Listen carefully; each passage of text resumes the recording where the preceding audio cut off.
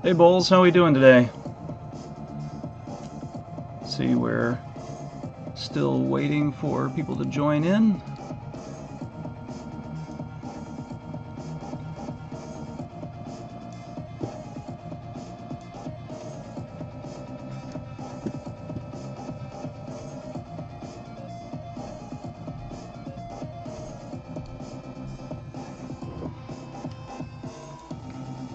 There we go. Hey Bowles, how are we doing today? It's good to see you all. Yes, you are in before everyone else in chat today. Congratulations. Felch Ratbottom Khan. Seems like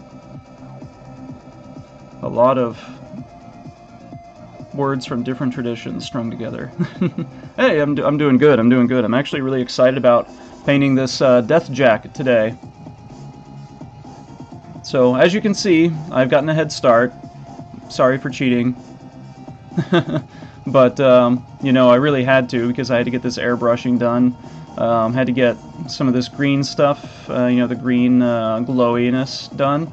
But there's still, there's not anything here that I've done that you're going to miss out on. I'm going to show you how to do everything that's been done up to this point, and everything that is remaining, which is still the majority of it. So, you know, even though the green glow looks like it's mostly done in places,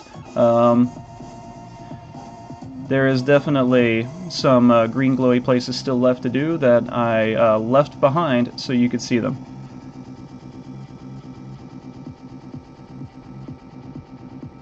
AdMech. Yeah, well, if you could actually bring AdMech into War Machine,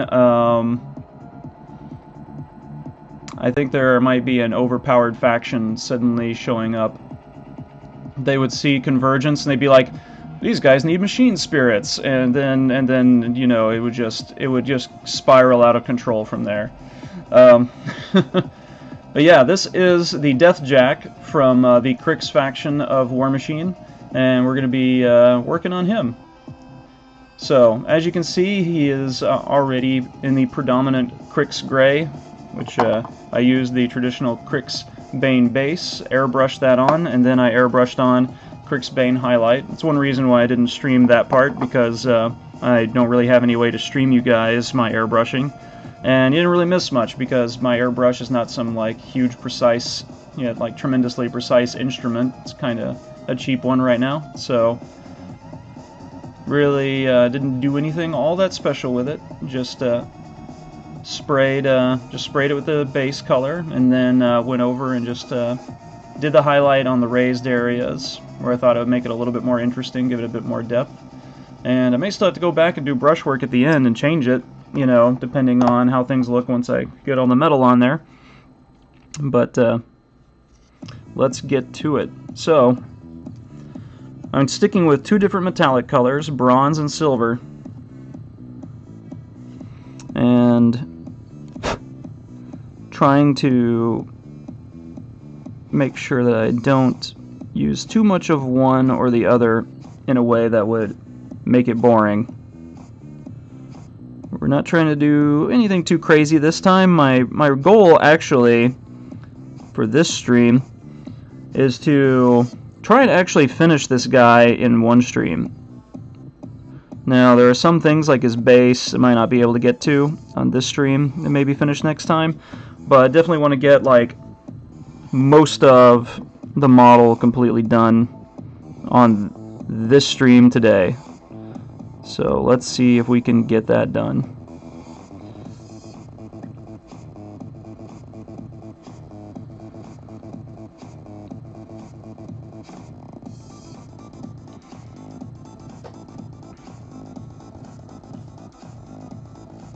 So what I actually use for bronze is actually what GW calls brass. I use Runelord Brass. But I don't really think of this as a brass color myself. I think it has too much of a like tinny tone to it, if that makes sense. Or not even really tin, maybe what GW would call tin, like that tin bits. It's got like a hint of that in it. And that to me makes it more bronze than brass. But yes, the color I use is Runelord Brass. And I guess it does fit the corn sort of definition of brass. Doesn't really look like what, you'd think of something something in today's terms that would be brass, like a belt buckle or something like that. Usually it's a little bit more yellowy.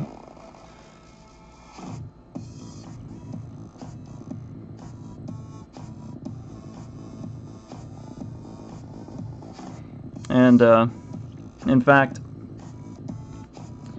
GW often likes to use gold for their brass, or not brass, but bronze, which is kind of strange, but they make it work really well.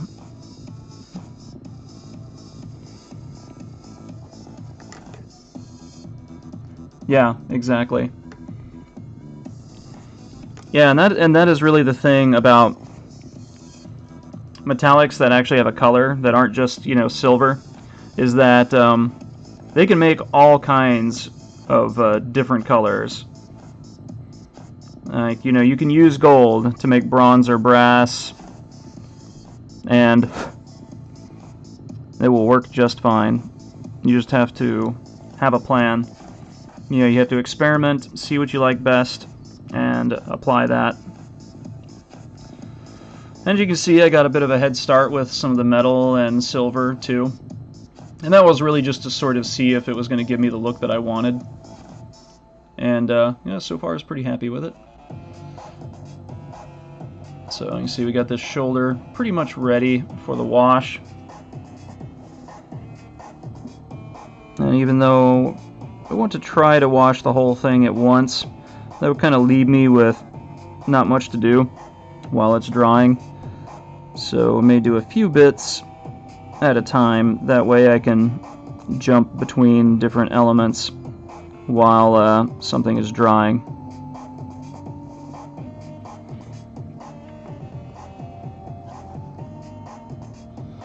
Actually, I use a Logitech streaming cam. I can't remember the exact model, but they're, it's, if you look up like a Logitech streaming camera, that's what I use, and I just use OBS. The relatively new version of OBS, which I think is called, well, it's OBS 21.0.1 is the current version using, so software-wise.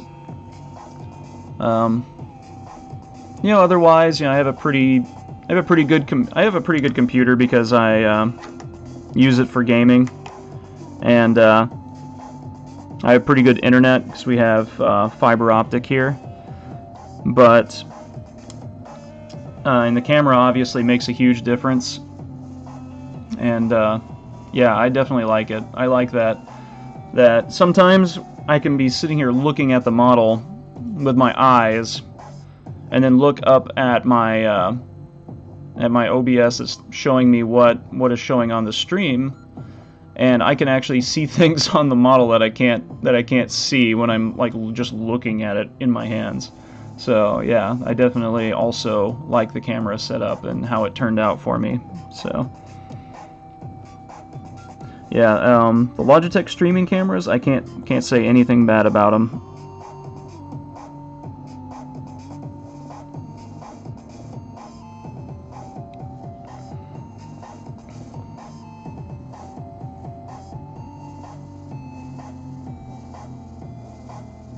And I'd considered actually like doing verdigris for this bronze here, or brass or whatever. But I think because of the green elements with the glowiness and all that, I think, one, it's probably not necessary, and two, it would not mesh together well. Because they're really, blue and green are too close to each other to make good complements.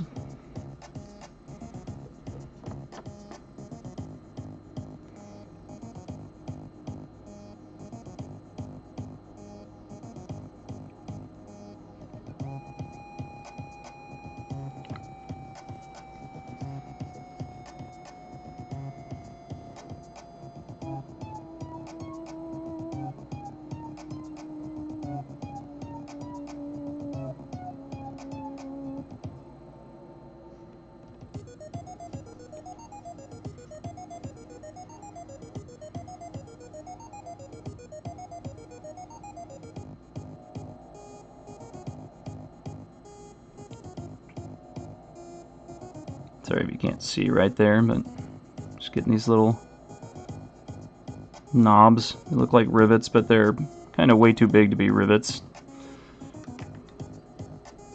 But let's not get into War Machine and the chosen proportions they give to some of the elements of their warjacks.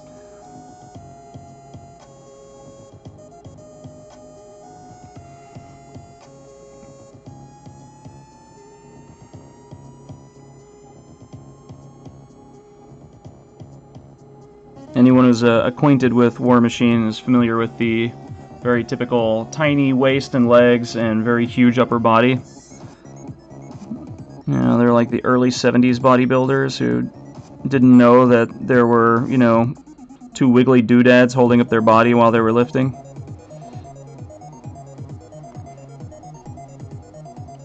Bastion, this is the new version of the Deathjack. This model has been around, well, the original of this model has actually been around for quite some time, and they recently redid him, and the new kit is honestly a lot more manageable, and the aesthetics are extremely good still too.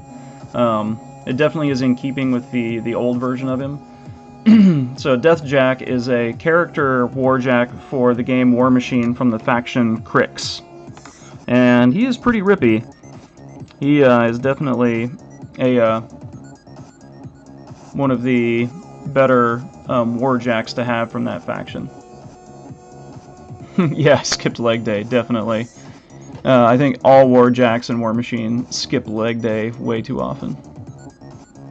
They definitely emphasize the importance of, you know, having a well-rounded routine.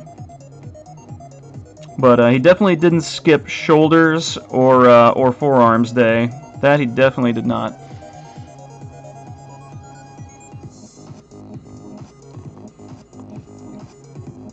Alright, let's get a few more of the brass elements of this shoulder pad, and then we'll just ink everything that's associated with this shoulder all at once. And then when we ink something else, or wash something else rather, it's more appropriate to say, we will come back.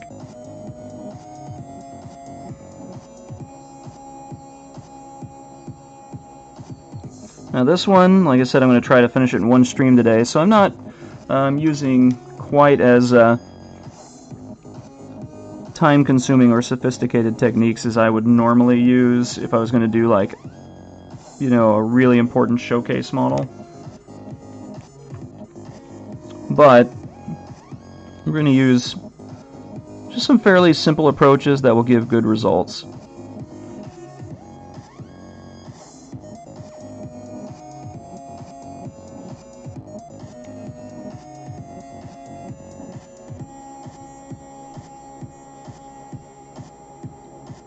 And I think,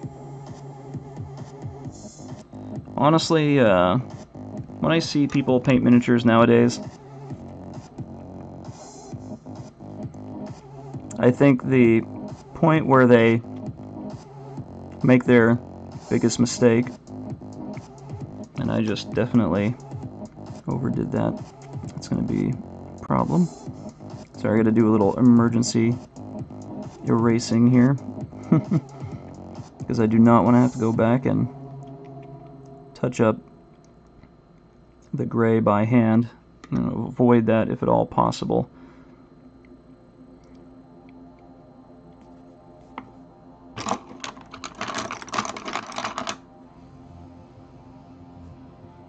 Much easier just to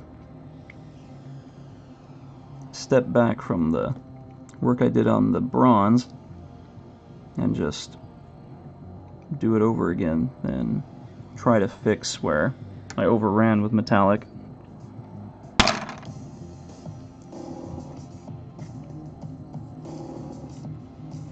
Yeah, Grymkin are definitely interesting. When I first saw them, I like, wait, is this a War Machine faction? Because it looked way too big to be something by Weird, especially, you know, combining metal and, like, you know, very sort of resin-like plastic, or, you know, the very different plastic that War Machine uses. or, you know, privateer, I should say, because they use it for War Machine and Hordes. And then I was like, wait a minute, this is a faction for Warmahordes, and I was very surprised because they also sort of broke away from the aesthetic I was used to, you know, that world having. But I thought they were still pretty neat, and I think the Field of Screams bases from Secret. Is it Secret Weapon? I can't remember. But yeah, they definitely have just the right basis for those guys. In fact, I have some that I have for my Malifaux gang. I'll show you guys. Field of Screams from Secret Weapon Minis. And even have one painted. I'm using these for my Malifaux, not Grymkin, but I think these would work great for Grymkin.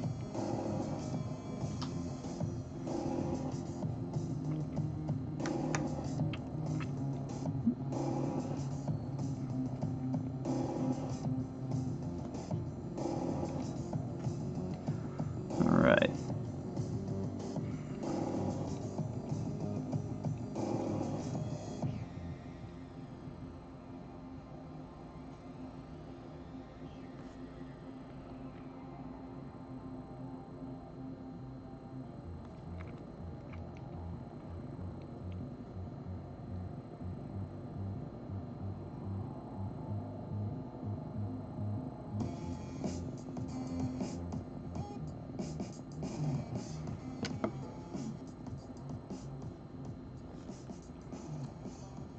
Now, what I was going to say before I had to go back and fix something is that a pitfall that I see people run into is that they don't spend enough time making sure that their paints have good coverage.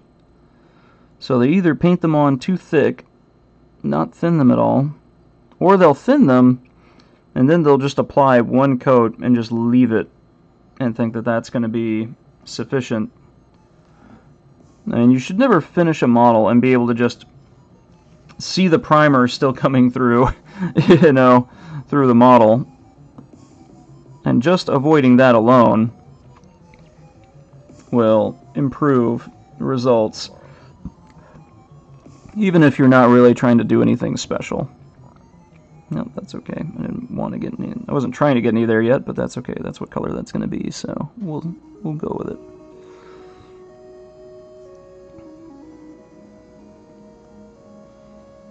Orange and black bloodletters? Oh my god.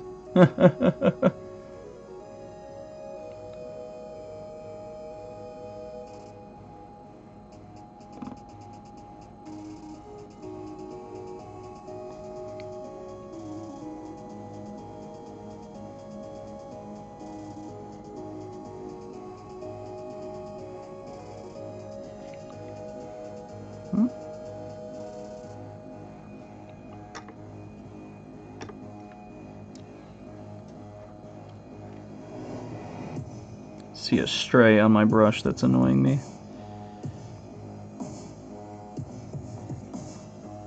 There. He's too short to join the rest of the crowd, so I had to...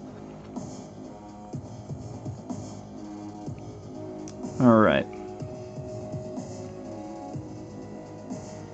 So the shoulder has all of its metallic elements done, you know, other than, you know, parts going on the arm, you know, the socket joint downward, which will probably... Maybe we'll do that next. Yeah. So, I'm going to give it the very simple one-stop solution to most shading problems in the world of miniatures, and that's Agrax Earthshade. That's right. As people used to call it, liquid cheating.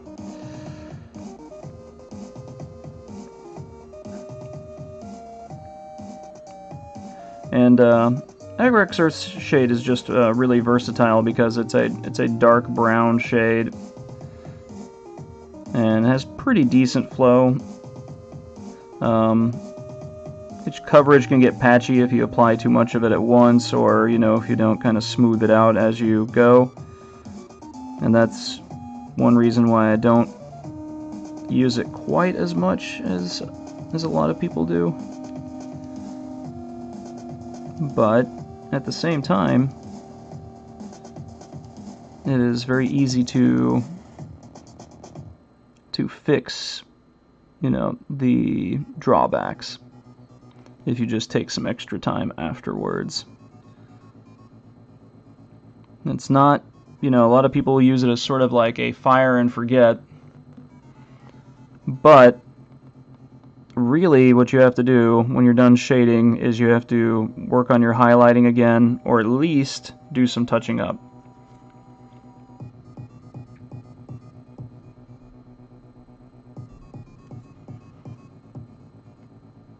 And that will make all the difference.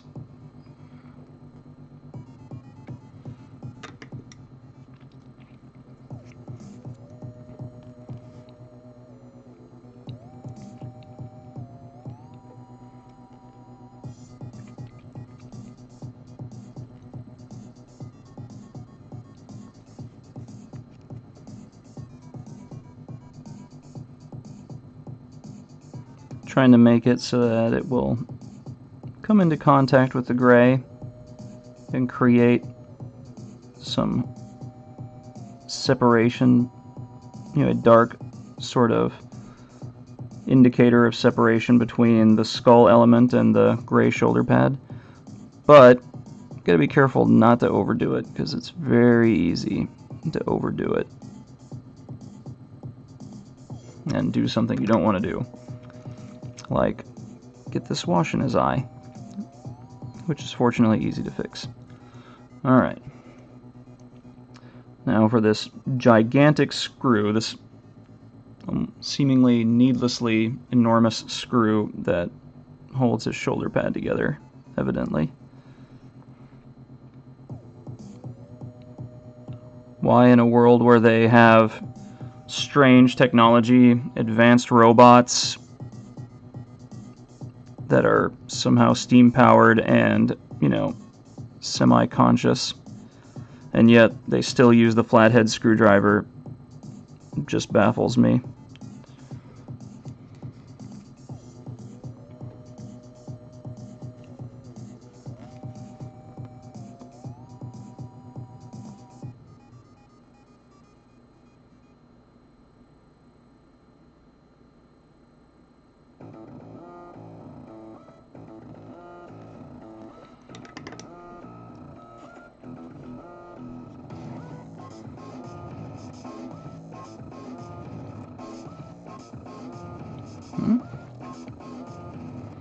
Yep, I know the feels signs. Well, to be fair, iron sights are a lot more reliable.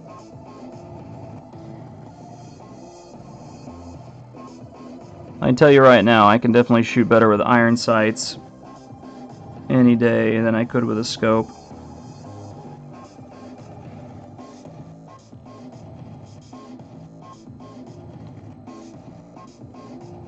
In fact, like, I can't even shoot well with my glasses on, and I'm nearsighted. I need my target to be nice and blurry, you know, when I'm shooting long ranges.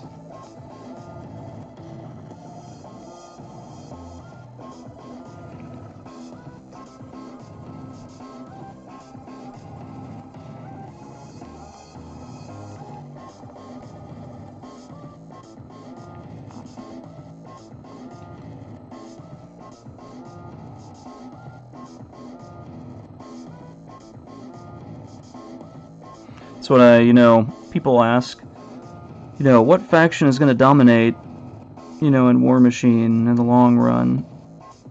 And I always say it will be the first faction that develops the Phillips head screwdriver.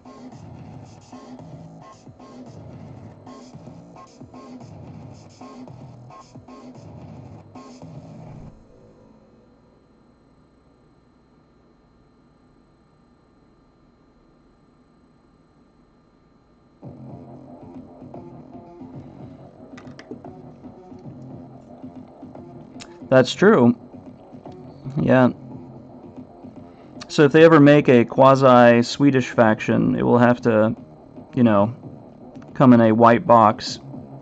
Just be solid white, made of particle board with some little, you know, yeah, hex Allen wrenches.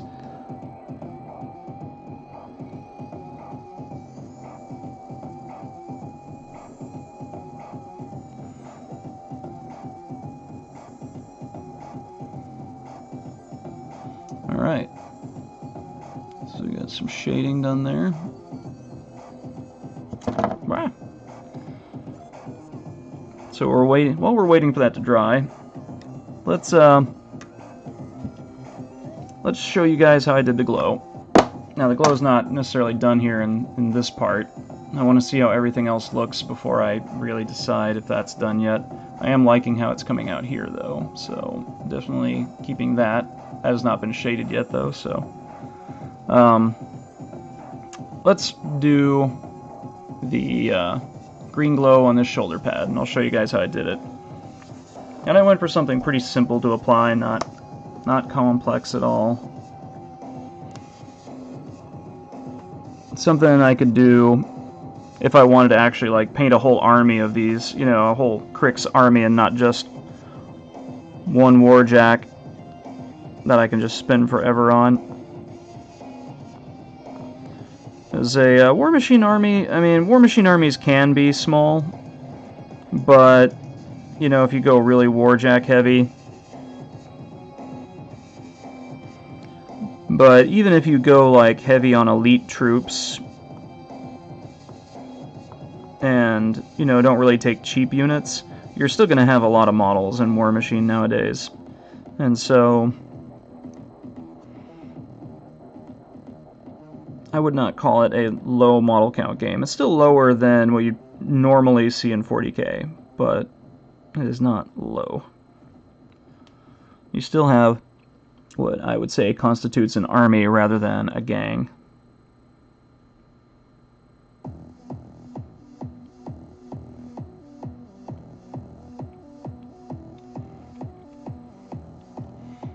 Speaking of which, anybody see the latest White Dwarf that actually has rules now for Necromunda to have Genestealer cult gangs? I saw that, and yeah, I have to admit that I was waiting specifically for Genestealer cults to be a thing in Necromunda before I got into it, and I did not expect them to bring them out so quickly. But I am glad that they did, because now I can look forward to starting on that. I just have to get the models, which it's actually not all that difficult, since everything you need is basically in the Deathwatch Overkill set. I mean, when I say basically, I mean entirely. You know, you get extra stuff that you don't need too, but literally everything you need for that gang is in that one box. So I'm just keeping my eyes out now for a cheap opportunity to snag the Genestealer cult guys out of that. And then not long after that, you guys might see me painting some Genestealer cultists on stream.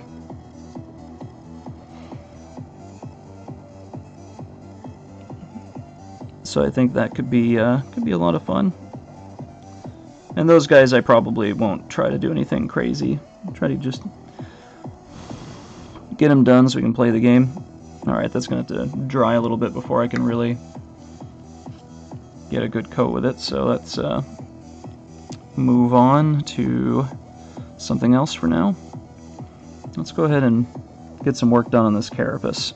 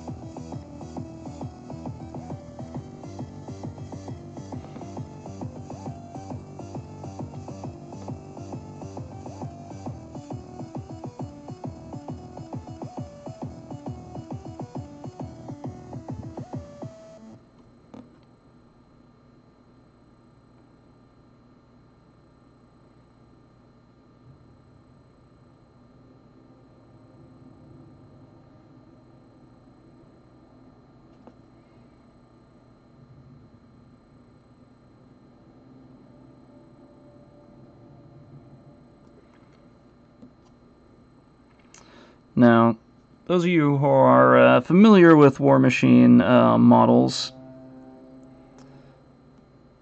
and maybe have built the old Deathjack, I can tell you right now 100% this guy is super easier to build because he does have metal components, but they are spread out rather logically. They don't add a whole lot of weight to him in terms of, you know, I mean, they give him like a decent weight. They don't make him heavy, and they don't make him like super easy to tilt and fragile. Whereas the old Deathjack was solid metal, and that created a lot of problems with handling him. In fact, there was a time when every Warjack and War Machine was solid metal. I mean, those were dark days indeed. I remember, what is the... There used to be a Khador Warjack that had this huge lance in the front of it, and I can't remember right now what the name of it was, even though I think I had two of them at the time. But the lance on this mecha, this Warjack, was just enormous, and it was probably about like that long. And I swear, like, if you were good enough, you could probably throw that thing and just like impale someone's head with it. It's like, you ever see Phantasm? It's just like the ball from Phantasm. You could actually kill someone with your model just by throwing it. Just probably impale them to a wall with it, or just like stick into their eye socket and go all the way into their brain with it. That's how long, and like, not just long, but also like just substantial the lance was on that thing. Yeah, that's exactly right, Bastion. That's why the metal parts on this guy are just a few of the spikes, the legs and the head, and everything else is actually a very light plastic. It's not like GW plastic.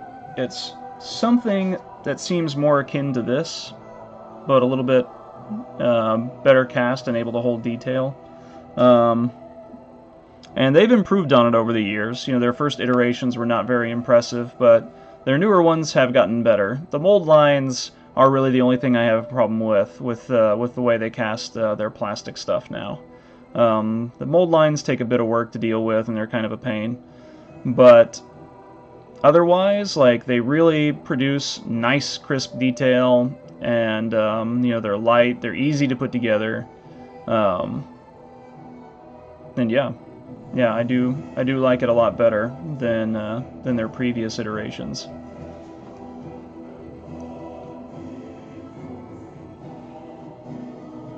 And yeah, they are getting smarter about, you know, the dimensions of their stuff, and how they plan out what's going to be metal and what's going to be plastic.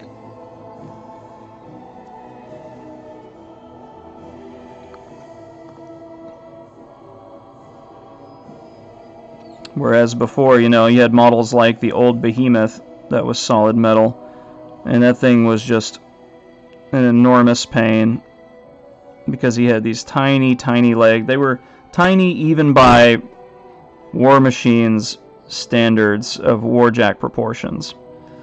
And, you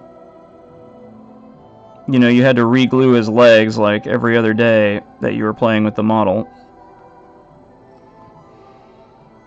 Because at any given moment, you know, where you put them onto the waist, where you attach the legs onto the waist, would just buckle under the weight.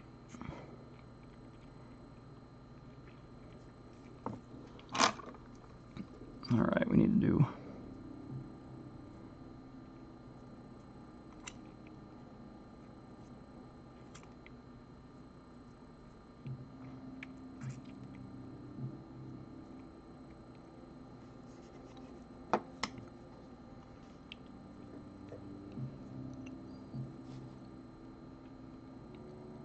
Try not to be too slow and careful, and then I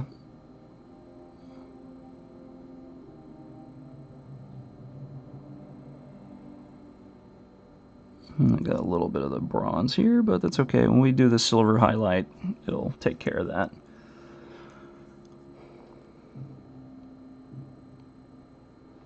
And yeah, that's something that, like, you know, a lot of people who have thought about playing War Machine didn't like about the aesthetic, is the Warjack's crazy huge bodies and arms and tiny waist and legs.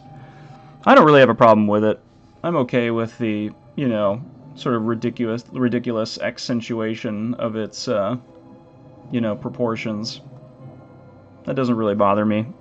Like, I think it still looks good, especially nowadays with their newer stuff.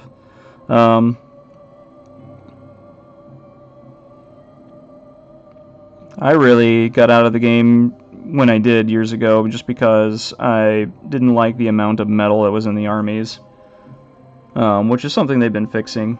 You know, they've been slowly moving towards less and less metal. Like, something at this amount of metal, I would find that totally acceptable. And also, you know, I wasn't really playing the game, and I just had too many armies to paint. So it's a game I could get back into someday, but it's going to be a while.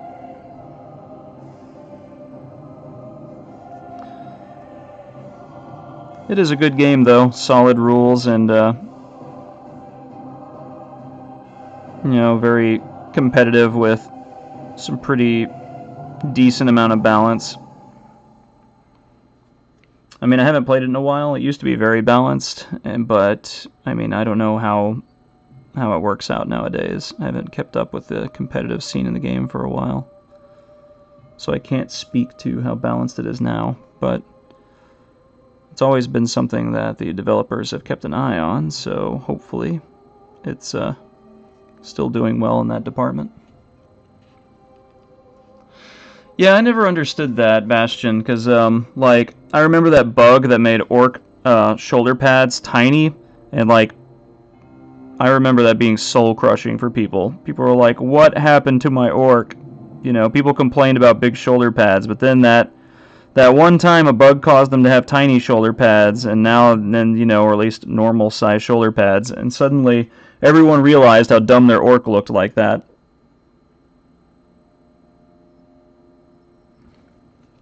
It's like, no, you need the big shoulder pads. They are an important part of the aesthetic.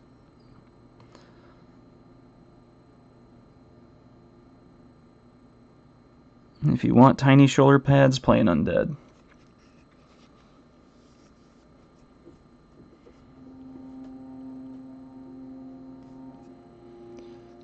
Yeah, and I don't know if Infinity is ever going to move away from metal, possibly, but not in its current state.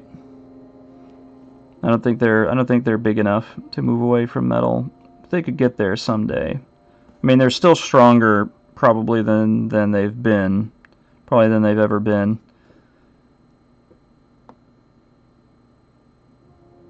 And they seem to build up momentum for a while. They lose a little bit of steam, but then they always seem to rebound somehow. So I think the game will continue to thrive in its own way.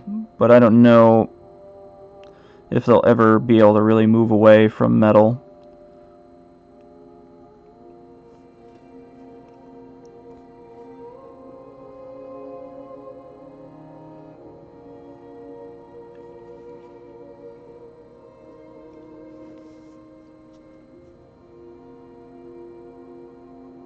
Why do you say that?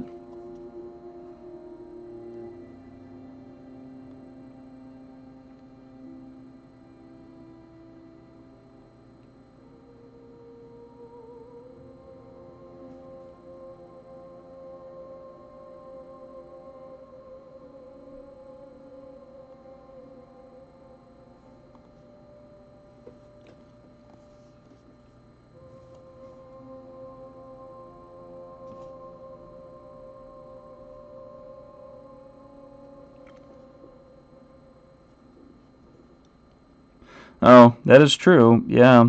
I mean, now if you Now, if you don't want to have to deal with metal, there are plenty of games where you don't even have to touch it. I mean, GW, I never thought there would ever be a day when every single model for an army is plastic.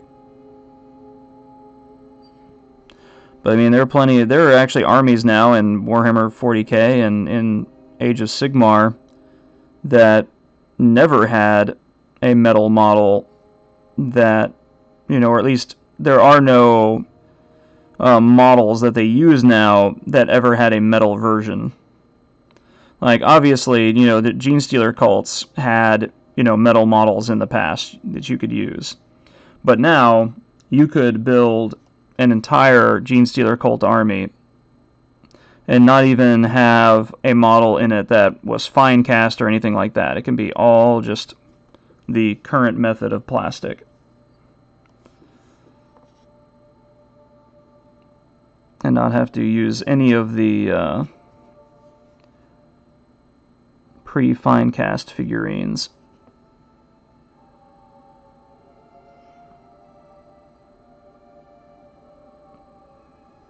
And I know their eventual goal is to probably completely eliminate all of that old stuff entirely. Or at least only print it for, like, special things, which they still do. Because I know there's a few things they've made available that were long out of print in metal, even, about the time I was starting to play. These things were going out of print, and now they're bringing them back again.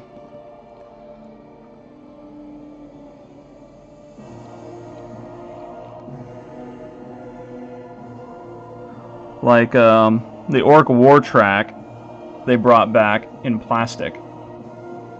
And, I was like, why didn't you just make a new War Track model? I mean, oh my god, it would sell so much.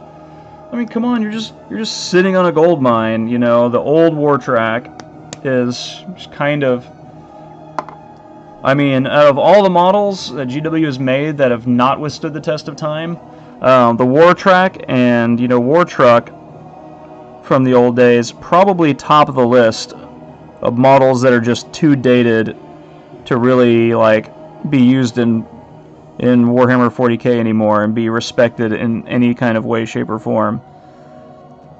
And I don't know, we need a new War Track, but we also need new Khorne Berserkers. Even though the current Khorne Berserkers are not nearly as old as some of the other dated models I described, they really do need new ones.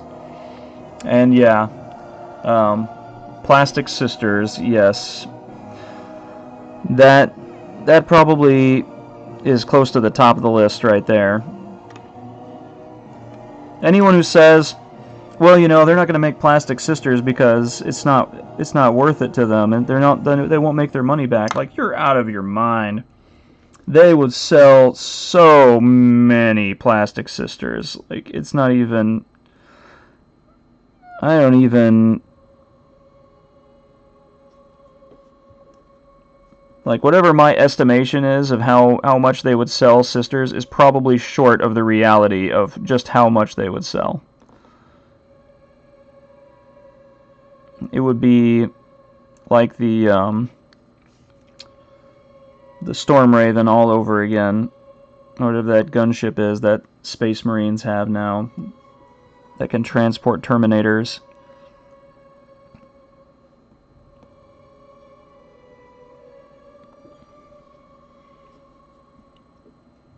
Yeah, I'm hoping that is definitely the case. I don't know if Warhammer TV is, like, confirmed that 100% to be true, but if it is, that would be amazing, because it's much, much needed.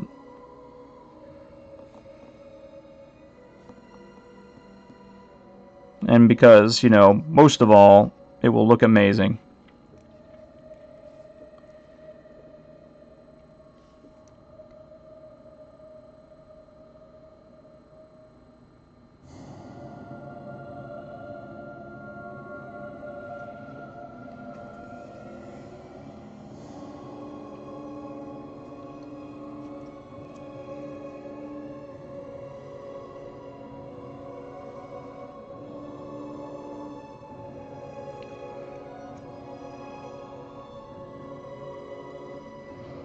As you can tell, this model has a ton of banding on him.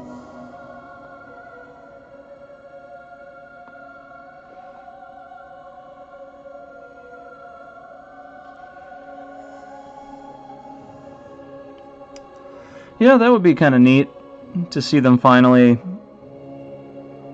give something to Emperor's Children and have some new, I don't know, maybe a new Keeper of Secrets, honestly. Like one that actually seems to fit with everything else. I think the current one, I don't like it. I never liked it, honestly. I actually like the very first edition one better than any of the ones that have followed it, and it's, you know, way too dated now really to fit into the look anymore. I mean, the thing's tiny now by, you know, today's standards, but I always liked that one way better. And now, you know, they're just, I don't know, they just look kind of silly. But, you know, the other 3 Greater Demons that got redos recently all look amazing. I can't take anything away from them. So if they manage to apply that to an aesthetic that looks like it fits in with Slaanesh, that would be great. I mean, I think it would really give people what they're looking for. And, you know, I think, yeah, I think you're right too, Bastion, because they've been I mean, it's Slaanesh's turn in the, you know, great Chaos revamp that they've been doing. You know, other than, of course, Khorne Berserkers needing to be a thing. They really do need to be a thing. You know, every faction, you know, that relates to a Chaos God, in the case, you know, and as it relates to Chaos Space Marines, has gotten a complete redo with all kinds of neat new stuff. You know, Khorne got lots of, you know, got a new Bloodthirster, some neat demons, you know, some good things for Age of Sigmar. They didn't get new Berserkers, but I have a feeling that will come sometime. You know, I mean, they still haven't done Angron. They still haven't done World Eaters, so I'm thinking whenever they finally decide to do that, that's when we'll see new Berserkers. But, you know, in the meantime, I think Slaanesh is going to be the one to get revisited. Because they've already done Thousand Suns, Magnus. You know, that turned out great. Then they did World Eaters, which was just, I mean, absolutely stupendous. I mean, the models were amazing. Mortarion was amazing. They really finally gave a Nurgle, you know, Nurgle and Tzeentch players what they wanted. All these years, you know, they've been waiting. And finally, you know, they got the love and attention that they've been desiring all this time. And, you know, if they give that same attention to Slaanesh, it's going to be just stupendous.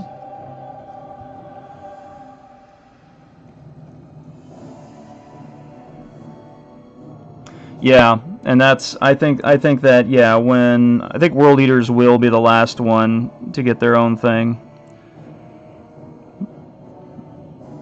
But I think they'll also be extremely strong and will have amazing new Berserker models to go with them. That is my hope.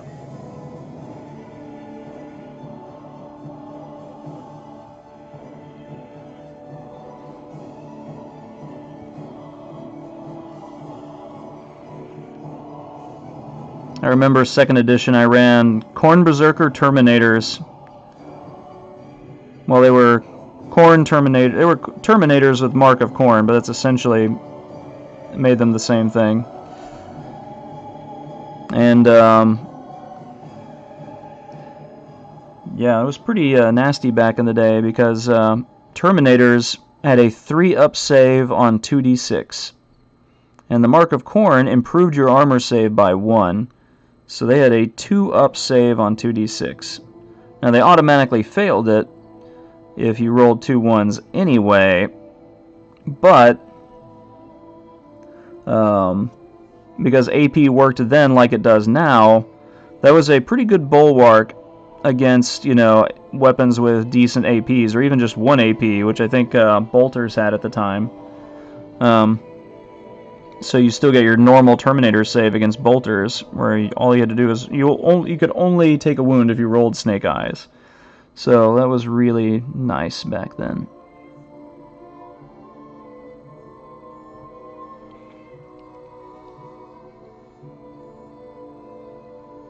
Huh.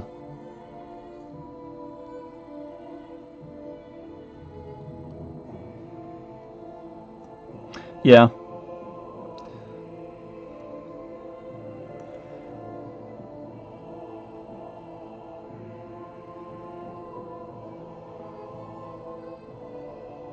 Yeah, I ran Iron Warriors for a long time, and it was actually quite a bit of trouble to make sure that they could be clearly identified as Iron Warriors just at a glance. You know, you couldn't just make them metal. You had to make sure that they had the hazard stripes and everything, and that, you know, their armor pieces sort of reflected their view of mutation and all of that, where if they got a mutation, they just kind of lopped it off and replaced it with bionics instead.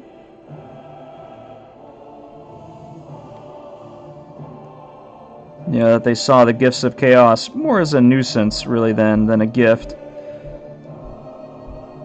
and trusted instead in the strength of steel.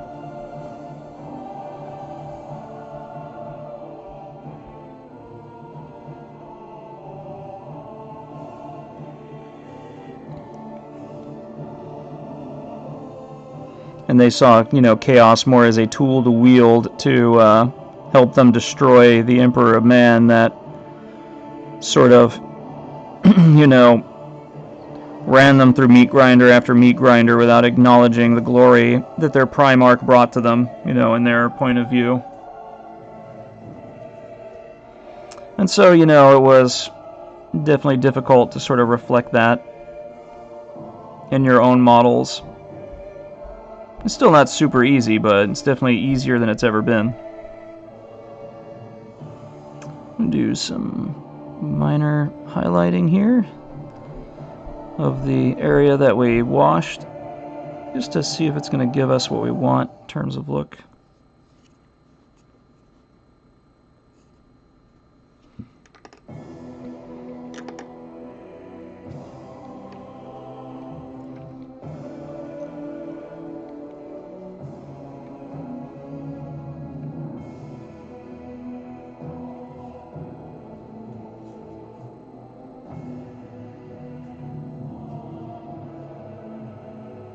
Oh yeah, yeah. I mean, most of the Chaos Legions still have their Primarchs, and there are very few Loyalist Primarchs that are conclusively dead. Like, yeah, he's dead.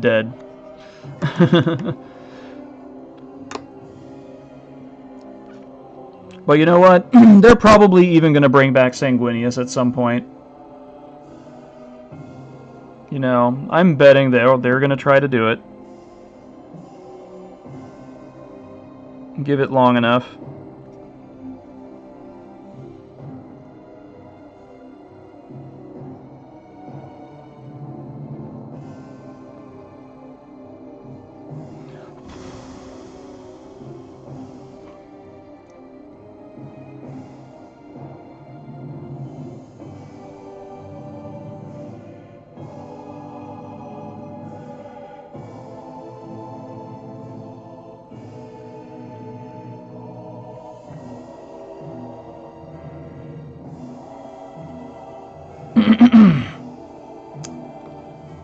But yeah, I think only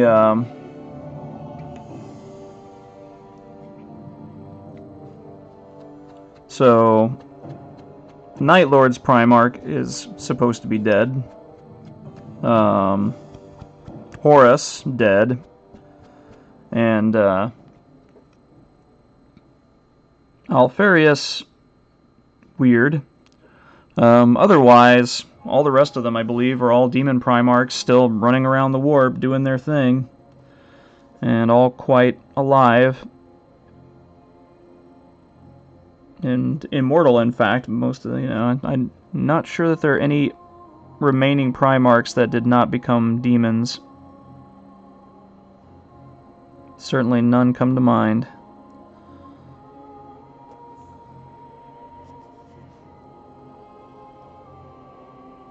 And yeah, if Slaanesh is coming up, then Fulgrim's turn is definitely coming up. And he's going to have an interesting model, I bet. Oh, yeah. Well, Ferrus Manus is a loyalist, but yeah, he's dead. But he's also got that weirdness with the whole Necron thing. Still, could be walking around the planet without his head, which could entirely grow back again. And, yeah. He's dead, but he's not Horus level super dead.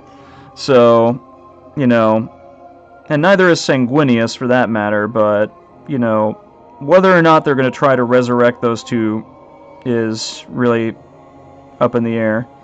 Now, Horus's body was supposedly destroyed, I believe, during, a civil war between the Chaos factions. But I'm not entirely sure if that's where it was, how it was destroyed. But either way, the old lore is that Horus's body was destroyed.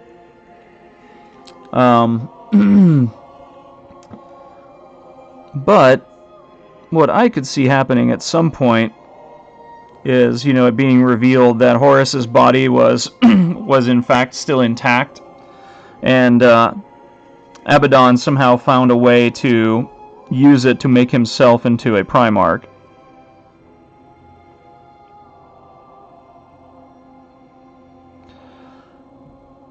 But, in keeping with Abaddon's way of doing things, he would not be a demon Primarch.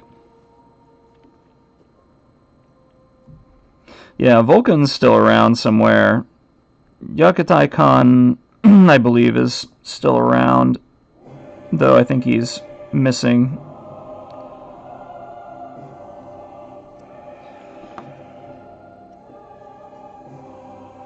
I have no doubt that Rogaldorn will probably show himself at some point.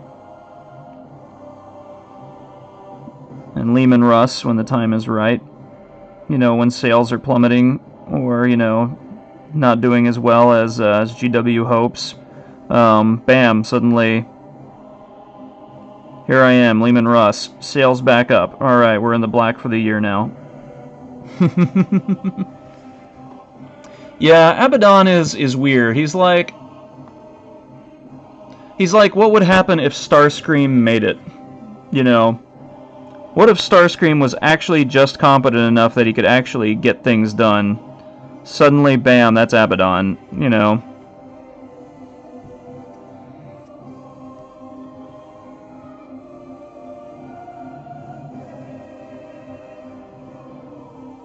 He's like a Starscream that still fails, but gets people to follow him anyway. Rather than them just being like, okay, we're tired of you, and then shoots him in the face.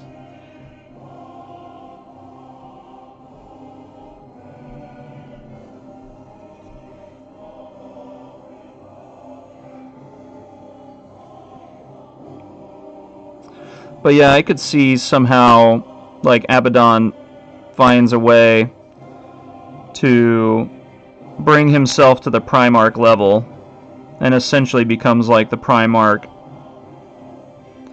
of the Black Legion, without actually being, a Primarch per se. But I would also not be too surprised if somehow Horus's body got involved in that. Well, you know what happened to Starscream when Megatron died.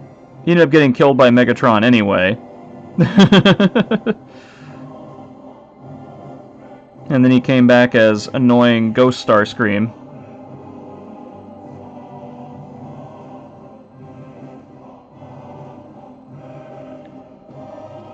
Ironically, in order to serve the person who Megatron was resurrected by to kill him anyway. So, it's all this vicious cycle. The moral of the story is Starscream can never win in the end. It just never happened.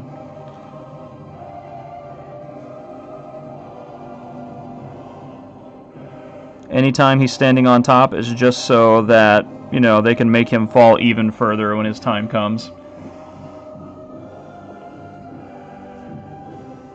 Yep, Conrad Kurtz, dead. Yep.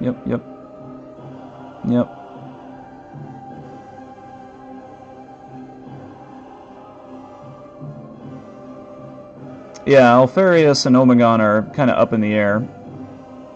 Yeah, exactly. They might not even have been traitors in the first place. Yeah. Theirs is a strange story, and we don't know what GW is ever actually going to do with them. You know, it's going to be a big surprise. Maybe. Or we may never see. Maybe they'll just stick with the current, you know, I am Alfarius thing that the Alpha Legion currently has.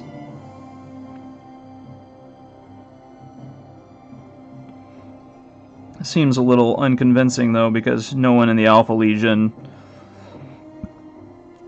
really looks like a Primarch. Primarchs kind of stand out, even if they're not demons. They're kind of big and scary. Even without any, like, weirdness from the warp being performed on them.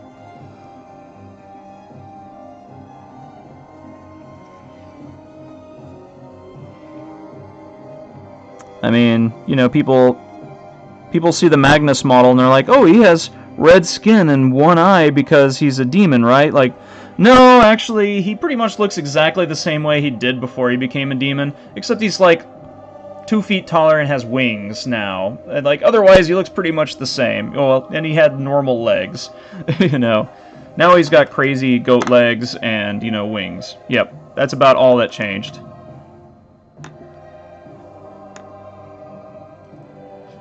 Even the crazy boob horns were there before.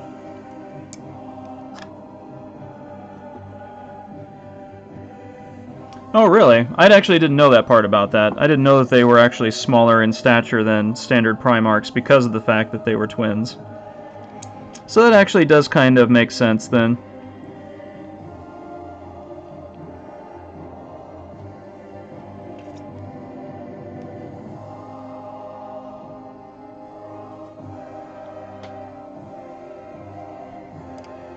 I mean, that's not exactly how genetics works, but at the same time, you know, if you're stuck in this big tube and you only give the tube enough stuff for one guy, one big guy, then, you know, you gotta split that stuff between 2 guys. You're gonna end up with 2 little guys. So I guess that kind of makes sense in a, you know, an artificial, you know, an environment where you're artificially birthing someone.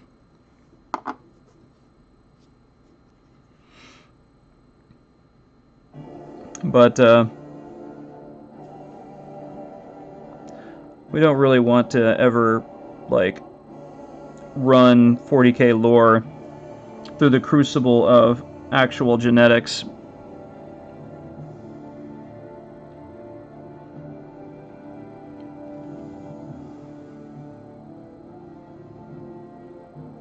Because right now, you know, in 40k lore, genetics is this lost art for thousands and thousands of years that, you know, is poorly understood, and you know, it takes tremendous thousands of years of effort to do any successful modifications, whereas like in the last 20 years we've figured out how to do like a ton of it already, and probably will learn how to do scary amounts of it before any of us any of us in this chat right now's time in this world is up.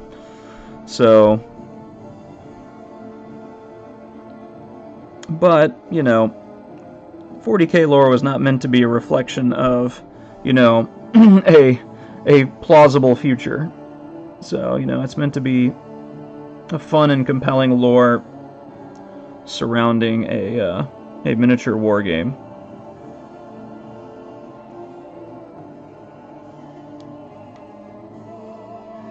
And in that way, they're actually extremely successful. I don't know I don't know if there's any other game out there that has as much lore associated with it as Warhammer 40K does.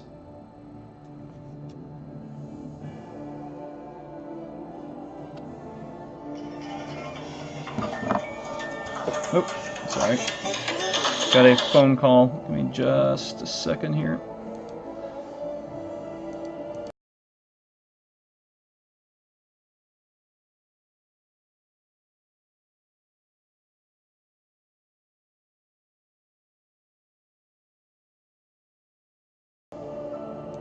Okay, that was absolutely no one. So, it said unknown name, and apparently they didn't know what to say when I answered either, so.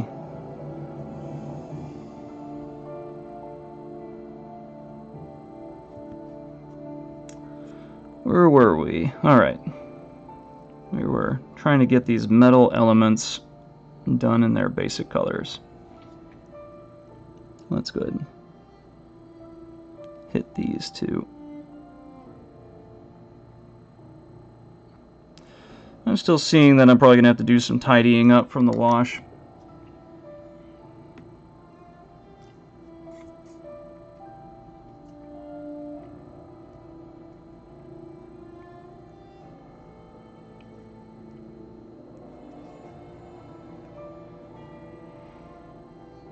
It was Alfarius.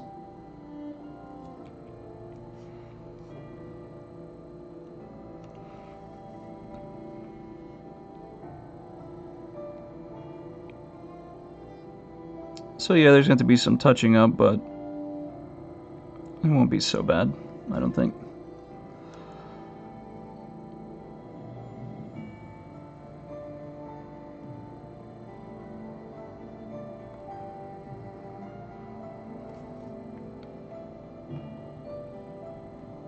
You just go and apply a thin amount around the area you want to tidy up.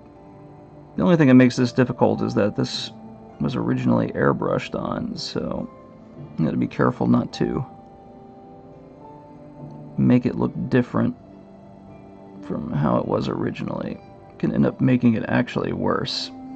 Rather than tidying it up, you can make it more obvious that something was wrong.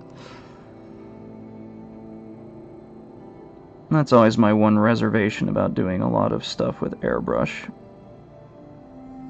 But it can definitely be useful. And we can take just a very small thin amount of the darker Crix color and bam. Just blend that right back in there again.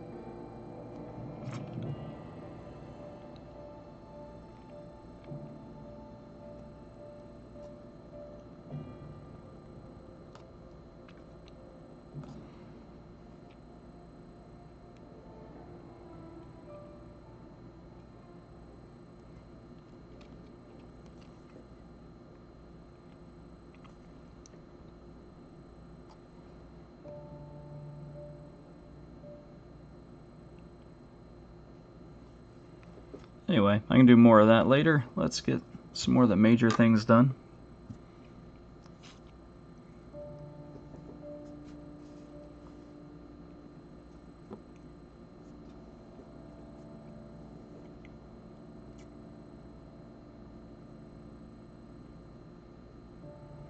Oh yeah, I mean, whenever they get around to doing Space Wolves, you can bet they're going to have Leman Russ. They would be throwing money into a flaming dumpster if they didn't.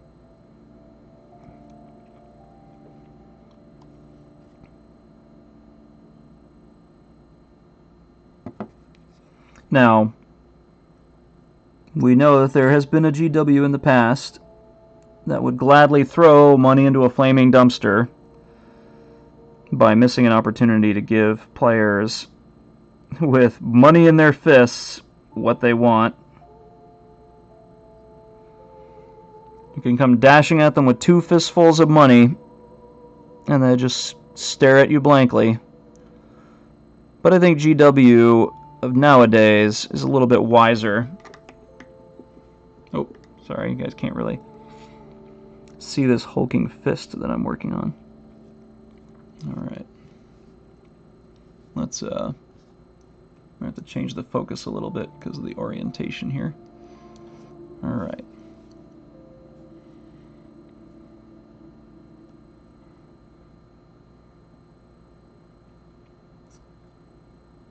So did I say I was going to finish this in one stream? Yeah, I was definitely wrong about that. But I thought I might be. Either way, though, you guys are going to see how every single thing on this model is getting painted. So there will be no mysteries that you will miss out on.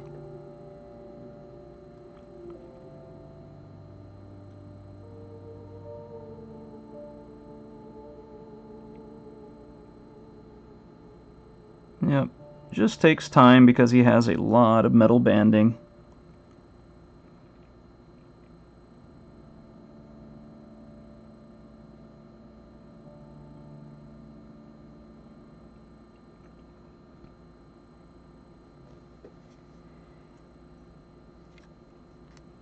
So now I'll do underneath here.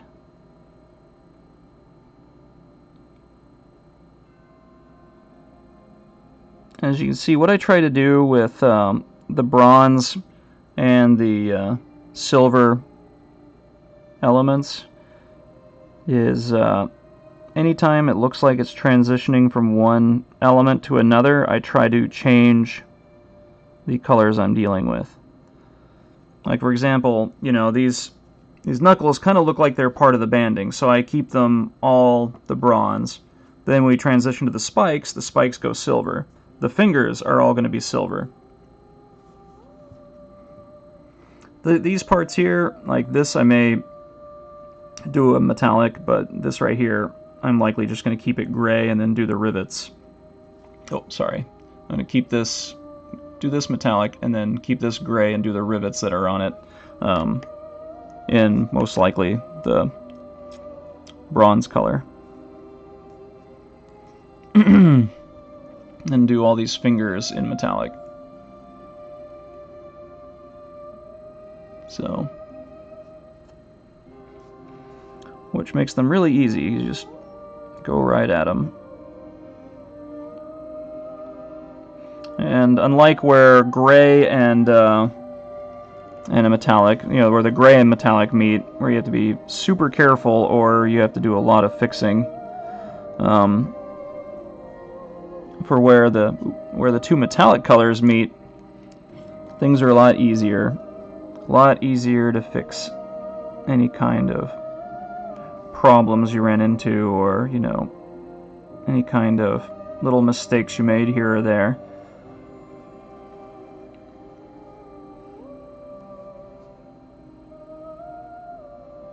And when we wash them, the connections between two metal surfaces, as you can see here, you know, it looks natural. Whereas it's a little bit harder where a metal and regular flat painted part, because you can see sometimes you can see a little shiny ring around where the wash was that didn't cover just a little bit of the edge of the metallic, and that's because I just painted it a little too wide around the edge of the ring. So I have to go and touch it up. I could leave it, honestly. I mean, for tabletop, it's one of those things that is almost never going to be noticed. Unless it's, you know, like even this one right here, this size, on the camera it looks big, but when you're actually looking at it on a tabletop, most of the time no one will ever notice it unless they're just really examining your model. And you know, if you're planning on entering it in a contest or something like that, yeah, you definitely want to, you know, rectify little things like that. But for tabletop, getting yourself, you know, worked up about those kinds of things will just make it take ages for you to paint your army. So keep that in mind. Yeah. That's something that always makes me take forever when I'm painting. And I can definitely tell you from experience when it comes to how much you want to touch up things, how much you want to make sure the details are nice and clean, you know, they're definitely worthy efforts, but sometimes you have to pick your battles.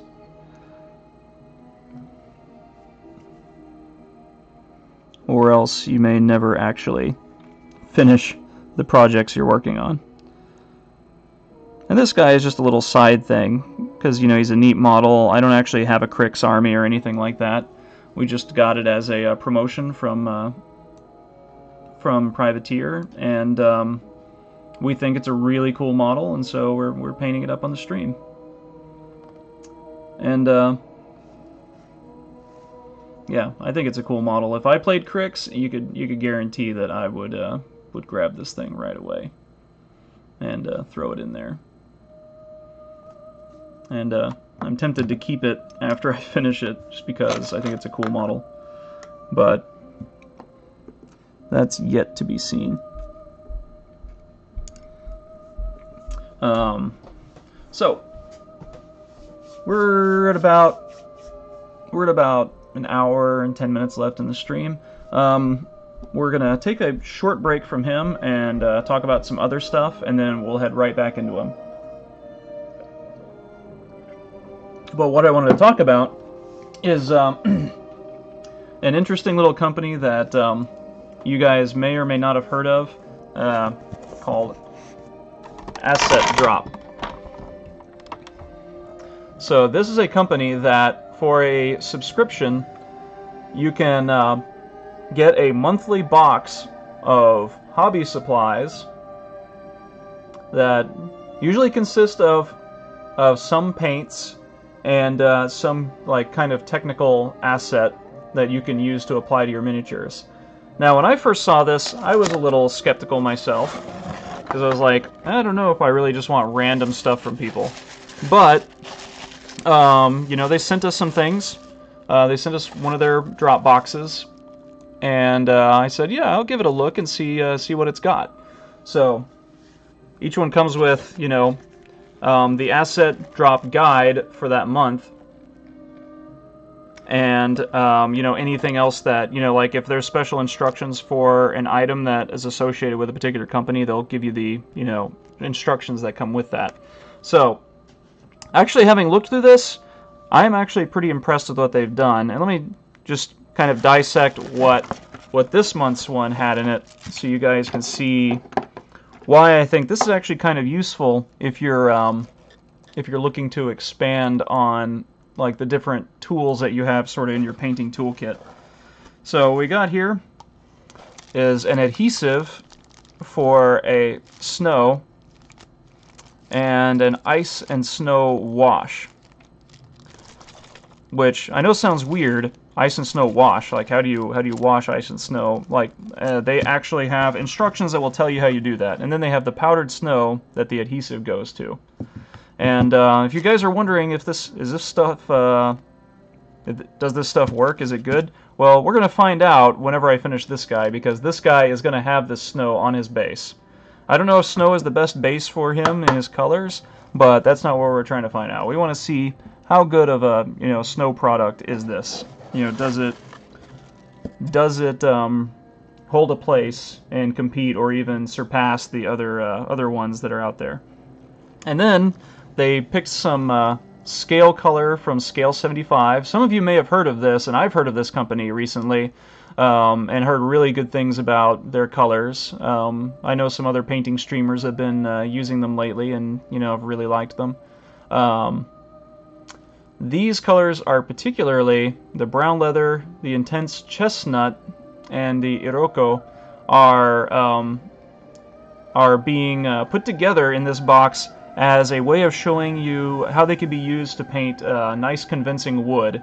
Now, we don't have anything wood right now this stream we're going to be doing, but there is a project coming up where we do have some wood elements that we're going to do, and I think that'd be a great time to test these out and see how they look. And that's one thing I think that's good to note about this, is that these asset drop guys are not just handing you random junk. I mean, they are, Scale 75 is definitely an up-and-coming, maker of miniature paints, and I think it was a very astute choice of them to choose them for this box. Another thing some of you old-timers like me will really like, so, Cote d'Armes. This is a British company, and see if any of you can tell me if they recognize these bottles. And I will get back to that after we talk about the colors. So, one thing that these asset drop guys do is they provide a guide that will tell you a way to use, and they even tell you the retail price of everything that they have in here. Now, these are all in British pounds because they are a UK-based company. You can get their stuff in the US. It's a little bit more expensive to get it in the US than it is to get it in the UK, because it is, after all, you are shipping overseas. But they tell you some of the pitfalls that you can have when doing wood and leather, and then they show you some ways to use their stuff. In this case, on a Poxwalker, how to give him this nice nasty looking leather cloak, or how to do convincing trees and things like that. Sort of like watching my stream, but way faster. And these colors here are because people usually have a lot of trouble with painting yellow. Anybody who's tried it can tell you, yellow can definitely be problematic because coverage does not come easy. As we're going to see in a minute when we start putting it on the Deathjack to do his glow. But in any case, yeah, it's not an easy color to work with, and they really do go into a technique that really can give you some great results for doing like yellow cloth and really other yellow stuff too. And then instructions on how to use the Precision Ice and Snow. We'll go into more of that though when we do the base on this guy, so we can really get into how well that stuff works. And the guys who make Precision Ice and Snow, they also have this pretty thorough instruction manual that tells you a lot of different ways to use their products. And as you can see, they have some really neat results you can get. And they make a lot of different snow products. In fact, one thing that I want to try, they have winter camouflage paint. So it's a paint that you can use as like a whitewash, but after you've applied it, you can actually continue weathering it by sort of, taking a damp brush and sort of just working around, working the material around after it's already been applied. And so you can get some really neat results where the whitewash is sort of like worn off over time. And I mean, I think that would be great for Bolt Action, Flames of War, any of that. And I actually am seriously considering getting some of this stuff if I'm impressed with their other snow products, and giving that a try. I think that'd be really cool. And we all kind of have an idea of what the powdered snow effects are trying to do, at least, and you can definitely see that they get good results with them. But let's look at this wash, because that was something that I actually thought looked interesting. Here we go. Kreisel Snow Wash.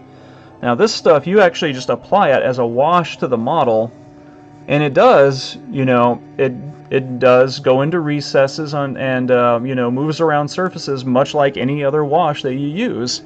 But it gives this neat, you know, effect of, you know, sort of like this wind-blown snow, you know, just sort of hanging around the places where it can grip onto, you know, the surface of you know, your vehicle, tank, or whatever.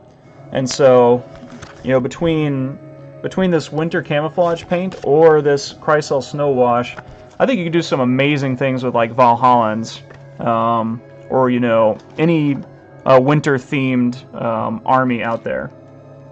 So, yes, and Max Payne hit the nail right on the head. Cote d'Arms actually is the manufacturer who made Citadel paints back in the 90s. Oh yeah, Space Wolves for sure.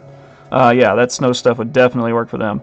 But yeah, these are actually the original bottles and actually the same colors, along with an array of other colors you can use that were used by Citadel in the 90s. So if you're used to that stuff, all those paints are still there. The manufacturer still makes them, and you can still get them. And that manufacturer is Cote d'Arms.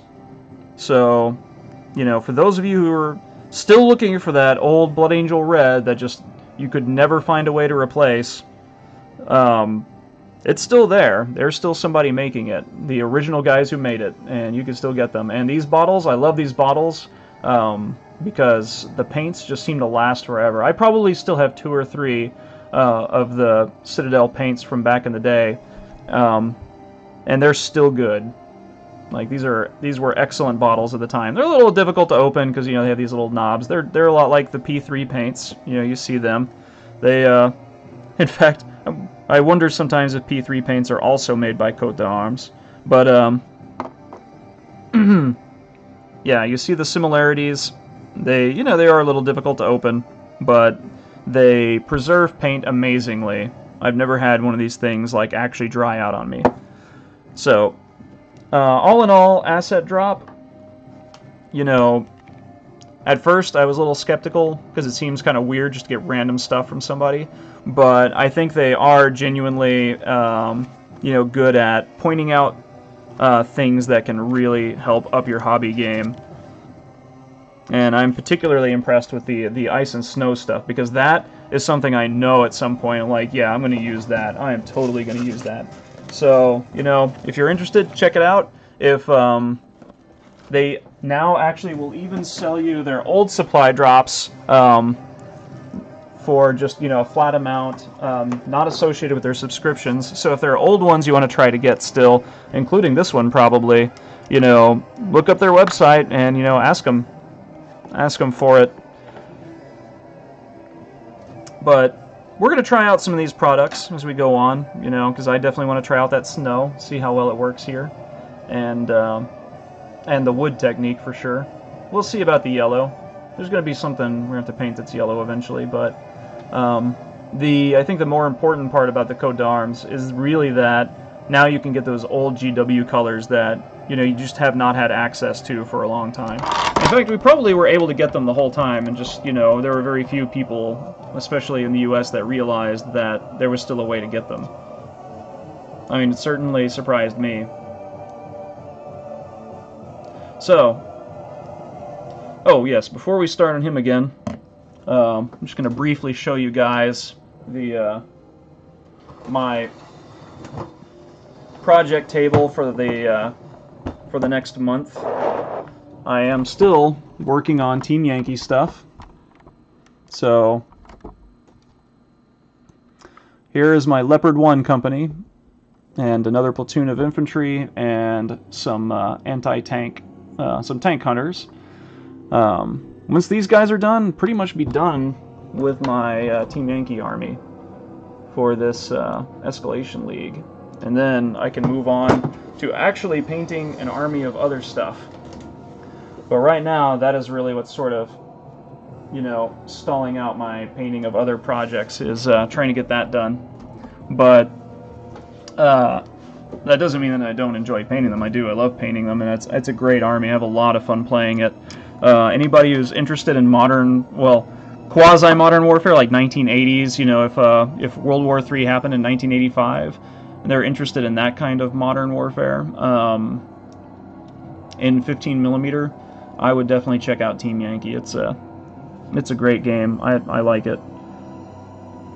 I think it has massive improvements over the previous iterations of the game, from whom its rules are based on, which is Flames of War. So anybody who doesn't know by now, Flames of War version 4 is out, and version 4 is super heavily streamlined in comparison to older versions of the game. It is basically the difference between like the last edition of Warhammer Fantasy Battles versus Age of Sigmar. Like, that is how different the comparison is in my estimation, honestly, and how much they've improved on making their rules make a lot more sense, be streamlined, and yet they didn't remove any depth from the game. In fact, they added the ability to give your units commands, which actually really kind of enhance what they can do in a way that, you know, makes the game a lot less just outright predictable, and really adds some strategic depth, and, you know, with a certain element of risk, you know, because failing commands obviously has a consequence, but they're not like crushing consequences where, you know, man, I'm going to lose the game if I fail this. Well, I mean, you could, but you're not going to lose the game because of the penalty for failing. You're going to lose the game because you just simply failed to get the command to go off.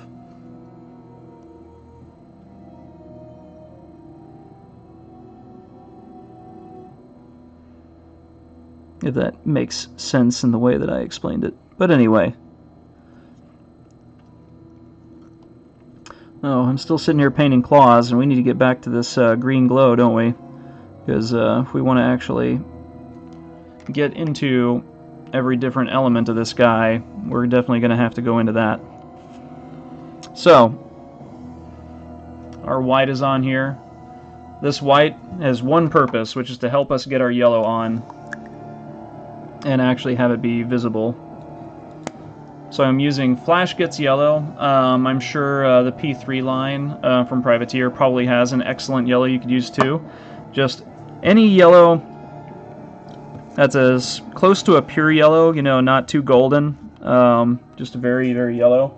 In fact, like, you know, like say for instance, if I had these three yellows, these Coat d'Arms yellows, you have this, you know, this very sort of rich, almost fleshy yellow, which you would use, you know, for like recesses and stuff.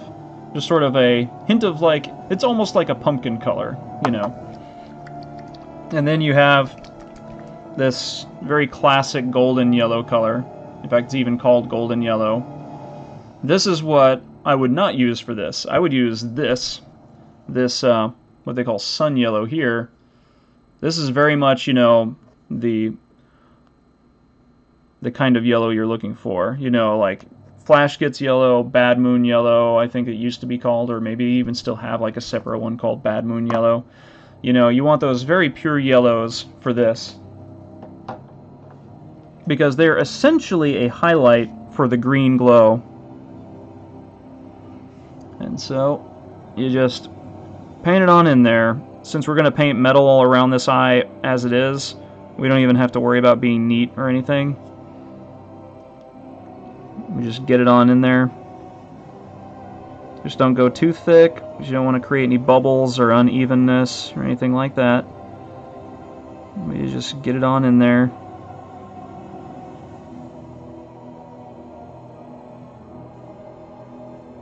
In fact, rather than worrying about being neat, I actually try to make sure that I don't miss anything with my yellow.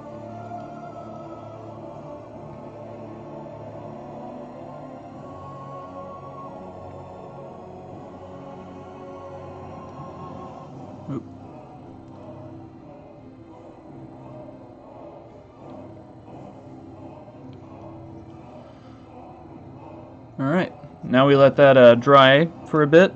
Remember, what we're going for is this. Even though we're painting yellow in there, this green glow we see on this shoulder, that's where we're headed. So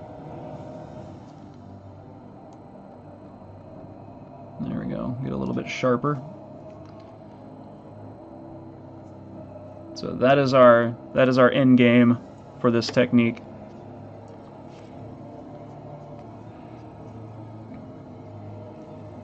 And you can see also that I did also in his chest. I've done the glow everywhere I'm going to do the glow except in the shoulder because I wanted you guys to see how I did it. And so, but I also wanted to get a head start. And even with the head start, I'm not going to finish this guy in time. Not because he's difficult, but just because he's got a lot of stuff, you know.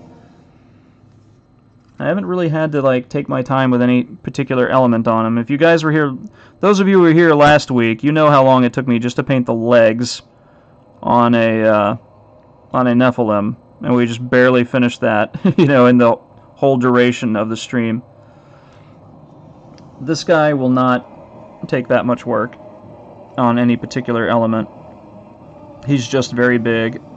He's got a lot of stuff to him, so even though he's really big, he's, you know, and there's not a big palette that I have to use on him, which is actually a good thing, because he can be more striking and more coherent with other models from the same army when he has less colors that you have to use on your palette to paint him.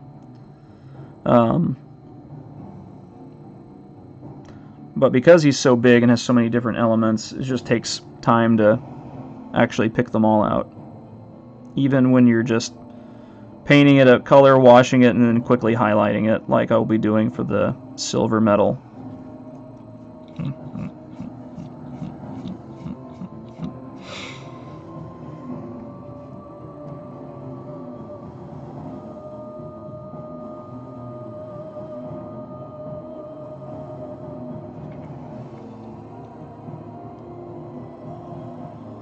In fact, I was very tempted to just dry brush a lot of this, but I didn't think I could keep it neat enough because, you know, dry brushing one metal means that you can't even paint the other metal until one is completely done, unless you've somehow learned how to be so neat with dry brushing that you can dry brush two things next to each other and not accidentally dry brush one thing with the wrong color. Now, for this, it's actually, there is one way sort of around that, because if you like to highlight your metals, even like the colored metals like bronze and brass and copper and so on, with just a little bit of silver, that'll actually work here. In fact, you know what? The hell with it. Let's try it out. Let's do it.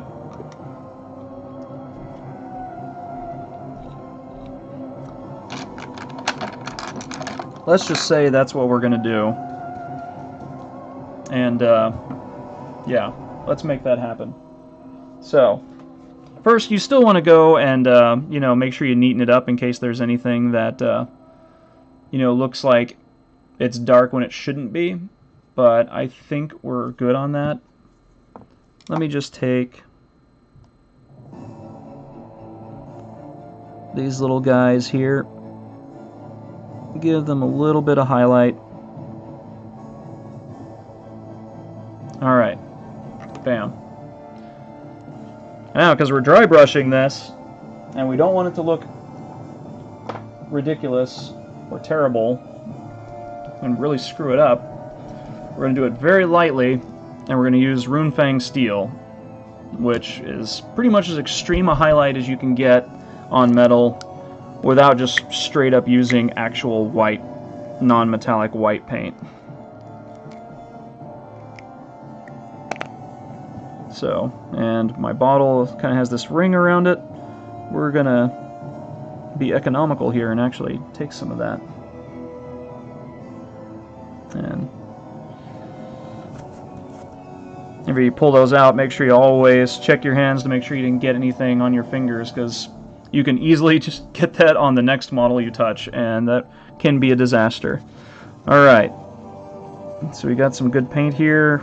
Just gonna get a good amount of it off. Remember, with the more precise you want to be with your dry brushing, the less paint that you want to be on the end of your brush. So I'm going to start here,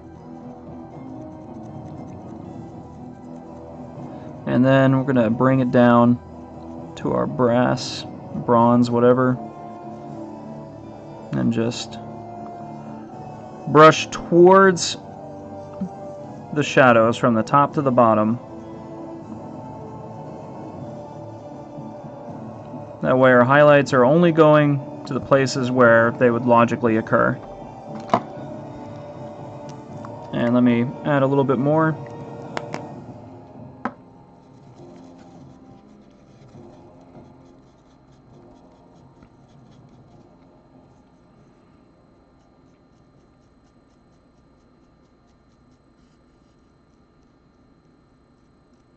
Now remember, this is the most extreme, like, shiny silver that GW makes. If it's too shiny for you, you can try something in between. Like, for instance, they got Ironbreaker. Or you could even just do the original Leadbelcher, which is what I do the first coat in.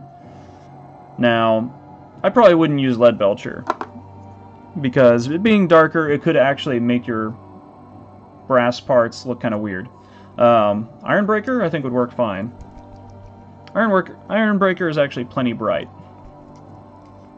So if Runefang Steel is too extreme for you, then, you know... And the Runefang Steel just has a little hint of bluishness to it. That gives it also that little extra shininess. So if you don't like that, Ironbreaker will definitely give you the results you want without that, you know, extra little shininess that sort of distinguishes Runefang Steel from it.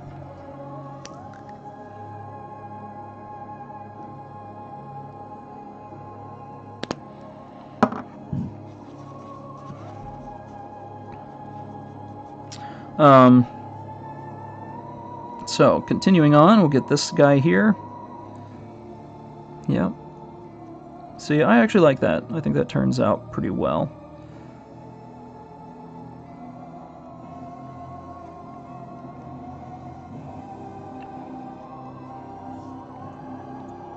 Oh. Yeah, I should have got rid of that thing. Alright.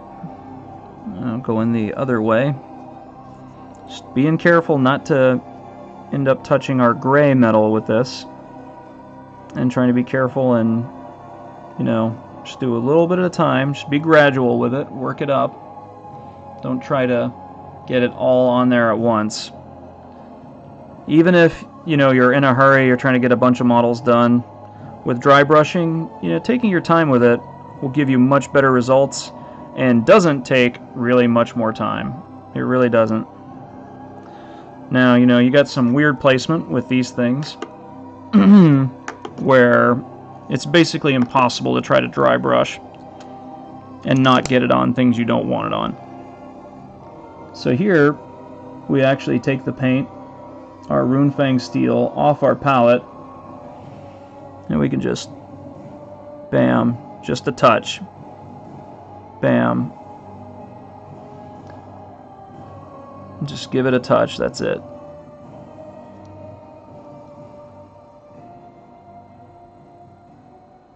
You can see my highlight, you see my highlight, bam, I'm done.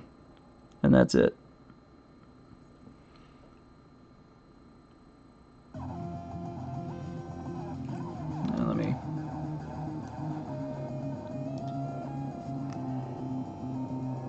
Same thing on these other rivets.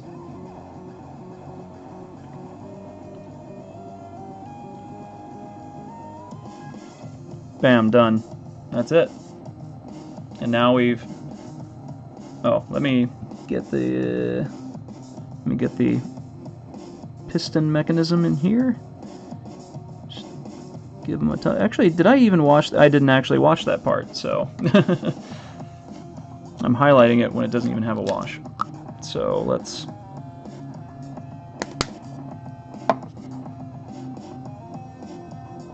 Let's shade that. Need more. think I'd learned by now never to close my bottle while I'm shading with Agrax Earthshade. Just keep it open until I'm done.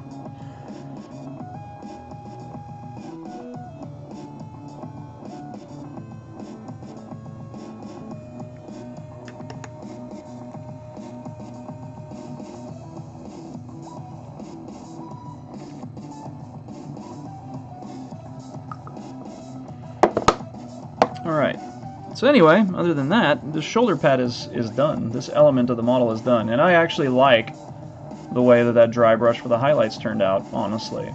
I mean, very honestly. Like, if I'd done it by hand, just like taking my time, it would probably not look one bit different. And that's one of the things about doing metal with actual metallics is, you know, it doesn't give you the striking look that you get with non-metallic metal, but it does afford you a lot of flexibility with techniques like dry brushing. Actually works really well on true metallics. Whereas, you know, if you tried to dry brush something, if you tried to dry brush a non-metallic metal look onto something, you would, I don't think that that's even like something that is considered humanly feasible. So now you can dry brush a metallic onto a non-metallic and make a convincing metal look, or a decent looking metal look. You can definitely do that. In fact, we will see that when I get back to my Grey Knights. And I'll show you guys who were not here when the stream was first starting up how I do the metal on my Grey Knights. But yeah. So yeah, that's it. That is how we're going to do the metal on all the rest of this model. And I have to say, I do like how it's turning out. And it's simple. All we did was we just painted Runelord brass onto the parts we wanted to be bronze or brass colored, whatever. Then we did Leadbelcher onto the parts we wanted to be silver. Agrax Earthshade onto all of those metal elements, including where they join together, just trying to be careful not to get it onto the, you know, the non-metallic painted elements, the gray in this case. And then, when it was all dry, we just took some Runefang steel and gave it a nice light dry brush to give it some highlights. And that's it. I think it looks great, honestly. Like, I think this would make an amazing, you know, an amazing look for the tabletop. Definitely. So, with that said, let's continue on and see what we can do. Some parts of the head here that still need some work. Some things I missed. And the head has actually already been washed and has already had more than enough time to dry. So we will definitely get around to that. Now for something like the head, especially because it alternates, you know, metallic and non-metallic elements, we may not do a whole lot of dry brushing here. We may actually just apply this by hand so as to be a little bit more careful and not mess up any of our prior work. But that doesn't mean you can't dry brush. And of course we are going to dry brush when it comes to this like neck area and all of this and some parts of the head. But when we get up here to the horns, we're definitely going to have to do it by hand if we want to be careful. And we'll get to that in just a moment, but for now, let's take a look back at our green glow part. Okay, so we applied white, then we applied a nice bright yellow. Now, I'm going to take Warpstone Glow. I think there's also a P3 color specifically for this. I think it's called Necrotite Green or Necrotite Glow or something. And that also is, they're actually very similar colors. They work for the exact same purpose of making green things look glowy. And that's what we're going to use it for here.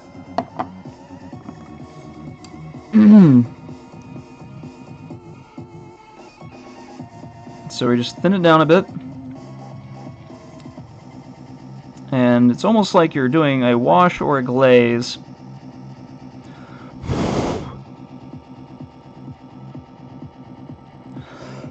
And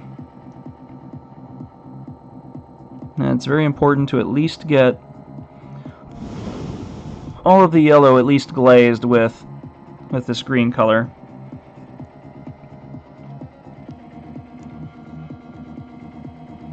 You don't want, at this point, any pure yellow.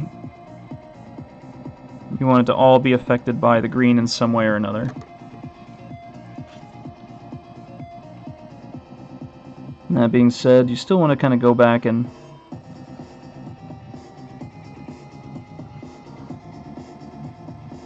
some places you may not even want it to be quite so thin.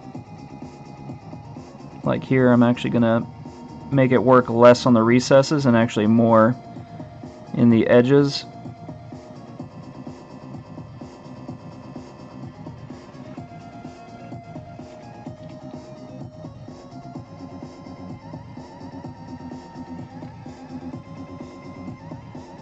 Now, I'm not a person who's practiced at all at doing object source lighting, so don't expect me to pull out any kind of magical, you know, glowy, like fire around the eyes, you know, highlighting around the eyes that reflects the glowiness. I can do a little bit of that, like I did around the eyes of this guy, but I am not any expert on that technique. I haven't really done much to try it. Maybe someday, because there are definitely models for whom that works extremely well, like the fire belly from the Ogre Kingdoms, for one. So, and I have one. I actually have an Ogre Kingdoms army. It's lying around. Someday, maybe it'll see the battlefield yet again. And when I finally get around to that guy, maybe we'll finally see me do something with him. Actually, I just used water in this case. Medium will probably give you a little bit better consistency, because like using water, I get some bubbles in it, and I have to kind of blow on it a little bit to make the bubbles go away and so on. But for, you know, for work like this, it's fine. You know, as long as it gets you the results you want, you don't have to go through a whole lot of trouble. And you know, honestly, you probably don't even have to do the step where you paint it yellow first. You could probably just paint the whole thing green and then just start doing the highlights yellow, because I'm going to do yellow highlights anyway. But I just kind of liked trying it this way, because I've heard it described being done this way before, and I wanted to give it a shot. So that seems to work pretty well. So, but yeah, I mean, honestly, I'm tempted to also try it out with just painting it green first and then just doing the yellow afterward.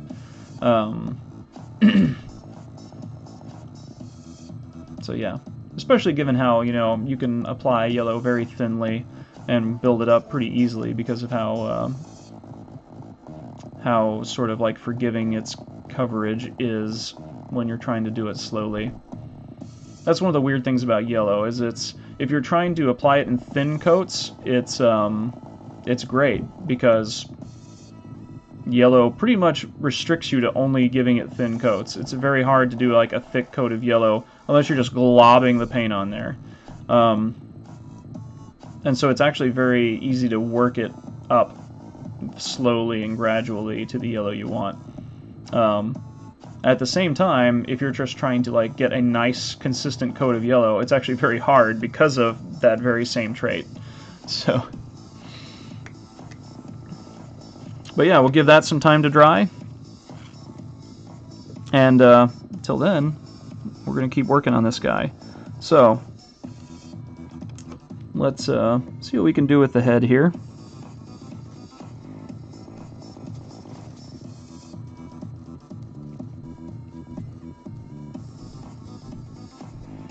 Alright.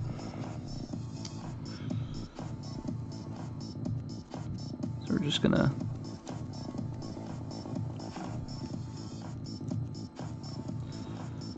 try and be careful not to come in contact with any of the non-metallic elements here at this point.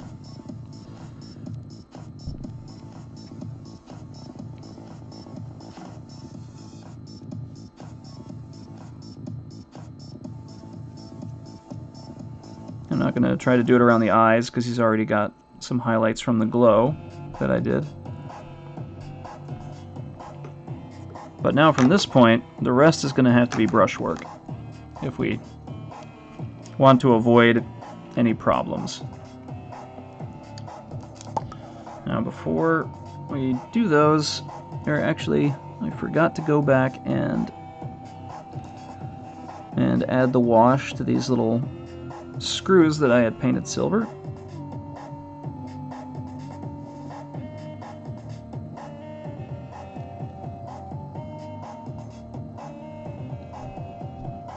And we'll just tag those with some of our highlight when they're dry.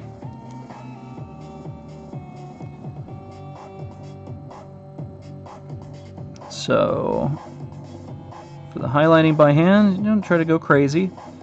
You just pick out these elements. Because it's metallic, it very easily can make its difference without sort of making this stark and like problematic, lack of flow. The elements still flow together. The highlight looks natural. It's very easy to do with metallics.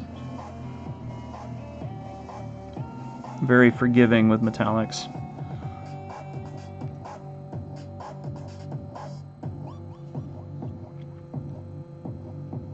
And you can do a little or you can do a lot. We're going to be somewhat subtle with it, not too obvious with it. Just a little bit here and here. Because remember, highlights get a little bit weird when you're doing the face.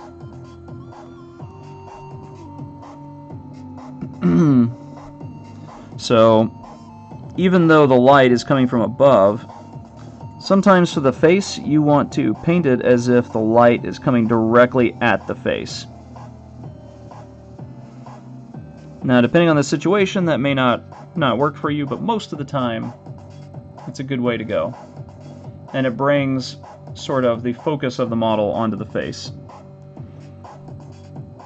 which is something you definitely want to do with Warjacks in Warmachine, because if you don't, people who don't know where to look for the head of a Warjack will not be able to find the head. They will just be like, "Does this thing have a head?" Yeah, it does. It does. It has a head. It's there.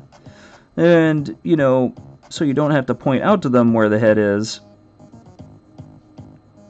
Make sure that it has something that brings it into focus, that makes people look at it and say, "Oh yeah, there's the head." So yeah, just some quick highlighting, bam, and we now have a head that definitely stands out a bit more in this sea of gray and metal that is this huge monster that we're painting right now. Now we can get to these horns. They might be a little bit trickier. We'll see.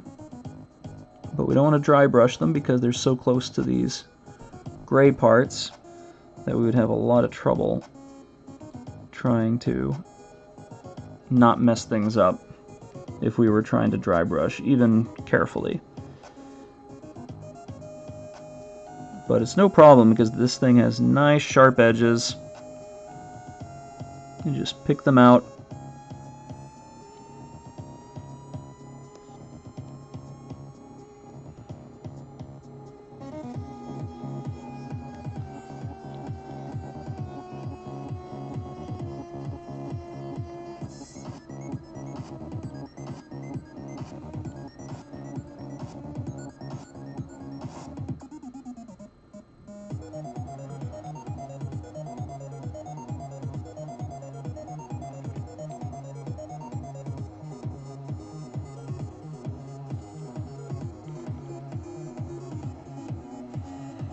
There we go for the lower part of the horns.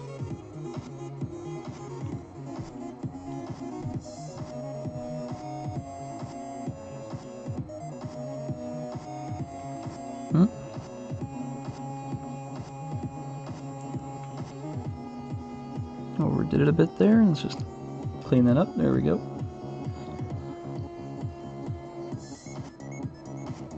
Alright. And now we will do the little tippy tops of the horns. These are going to be a little bit more difficult for me because they're curved at the top. And we don't want to highlight too much right there because they do curve downward. And we don't want to diminish that. So we just want a little bit there and then almost none as we get to the tip. And here we actually have an edge, which is good because now we can follow that edge with our highlight. It's sort of a natural place where we would see the highlight occur. And we have one over here.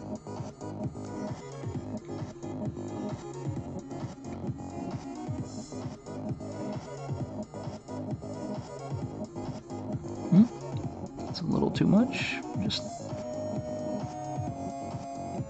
thin that out a bit.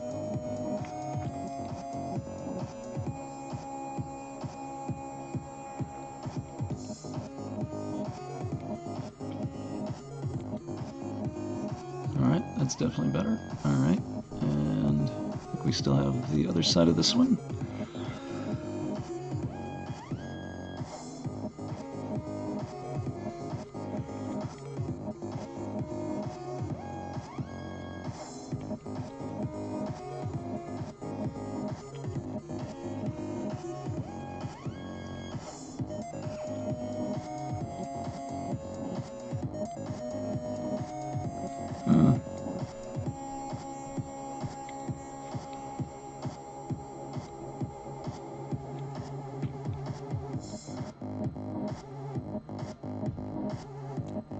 Alright, there we go. That one was a little less cooperative, but we got it in line.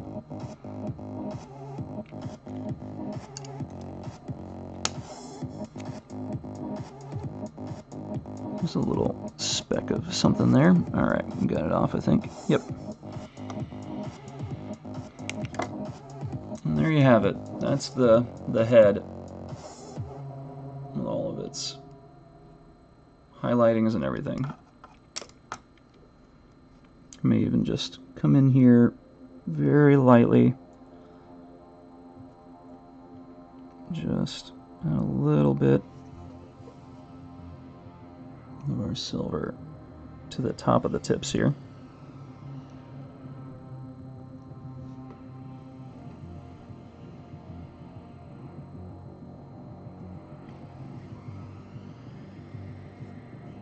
And a very thin amount. Give it some progression there. Alright, there we go. And the head is done. Bam.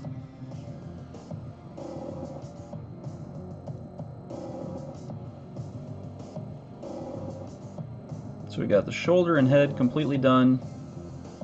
And we're not changing anything else. I mean, we're painting all the other elements, of course. That's not what I mean. What I mean is that there's not anything that we did on this shoulder pad or this head that's going to be different as we apply it to the rest of the model. It's all going to be the exact same things. The only variable is deciding what's going to stay gray and what's going to become silver or bronze. You know, and once we figure that out, we attack it the same way every single time. You know, when we get to the highlights, when we get to the dry brush, if it looks like the dry brush can't be done neatly enough, we'll just do it by hand. And it's not hard to do it by hand, nice and easy. Just the same kind of way that you would try to, you know, hit the edges that make it look like the light is coming from above. You just do that on whatever part you're working on. And you know, some places they're going to be way down here, where you know you're not going to do a whole lot of highlighting because the light's barely going to hit them. You're like maybe hit this area with your Runefang Steel dry brush, you know, just to enhance the depth a little bit. But otherwise, you know, you're going to maybe highlight just the barely edges of some of these elements that would be sort of hiding in the dark. So yeah, always keep in mind where your light source is when you're trying to do the highlighting.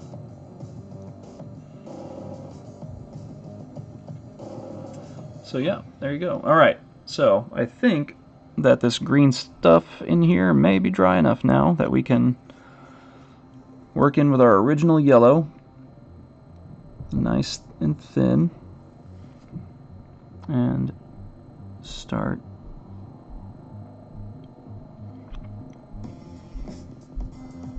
the highlights.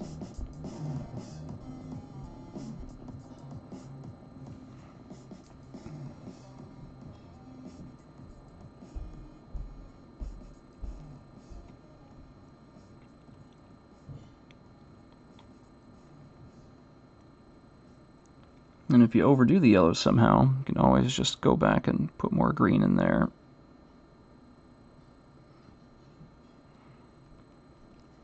You can even build it up over time if you want. Just do more and more layers of green and yellow, but honestly, I think you can get it done with just one shot of green. And if you're in a hurry, you can easily just paint the whole thing green to start with, then start in the yellow. Though I would probably, even if I was doing that, I might just give it a little bit of a wash of green after that, just to sort of, you know, provide a glaze to bring the elements together, and then do like a final highlight of just slightly, you know, slight highlight of the yellow. But yeah, that's it. Bam, now you've got this green glow. And it doesn't look yellow, it looks like a green glow, because your eyes are telling you that that's what you see.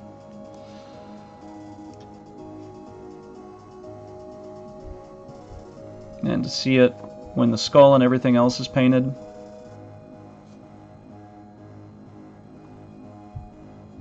Now the stacks here, the stacks are going to take me a little bit more work, because I'm not exactly sure if this is how I want them to end.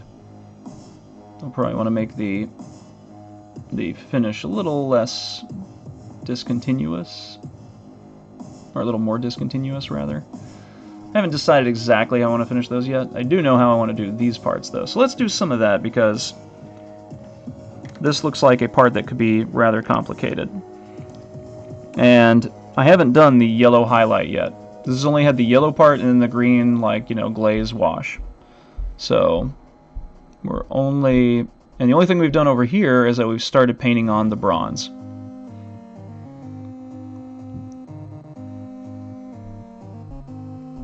So let's continue with that. Let's see if we can finish that at least before the stream's over, and see if we can get ourselves some good results.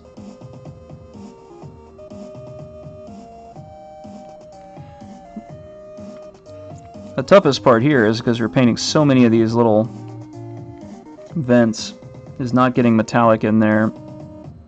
Something that I've not entirely succeeded at. So definitely got to be careful and take your time with this kind of element. It seems tedious. You know, usually when you're working on a model that everything else you can go pretty quickly on, but it's important to take your time when it gets you the results you want.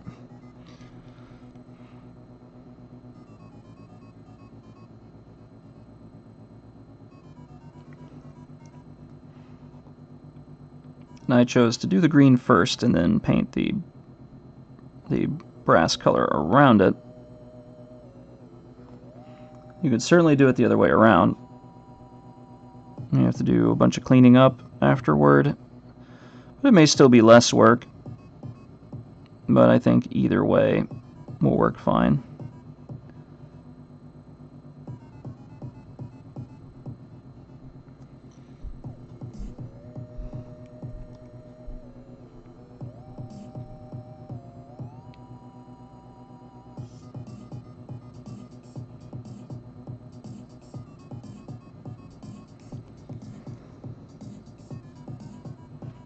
Now, those of you here yesterday may have heard Larry say that I was going to do the hairspray chipping effect with this guy. I was planning on doing that, and for the gray armor to have chipping underneath.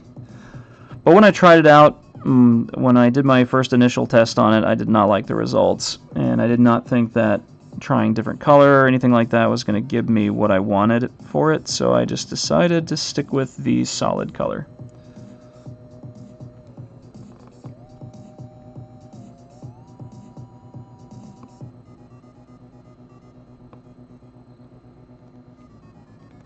Or rather, the unweathered color. It's not technically a solid color because it does have two different shades, but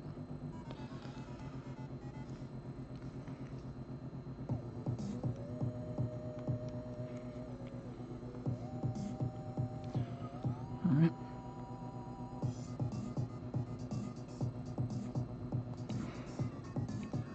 So you gotta be a little bit patient because the Runelord brass color doesn't have instant coverage. Few metallics do. In fact, probably none have, you know, instant coverage when you're painting on something that's rather light colored. So you got to take your time. Don't try to glob it on there super thick or anything. Just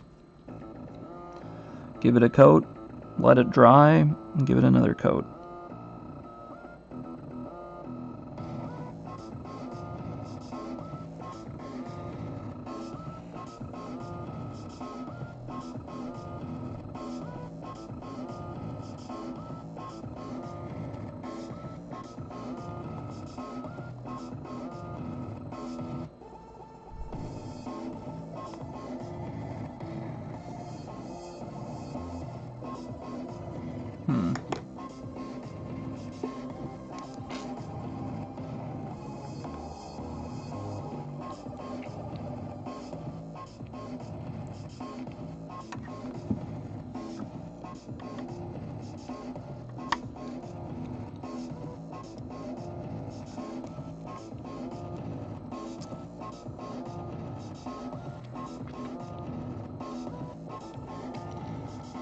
All right.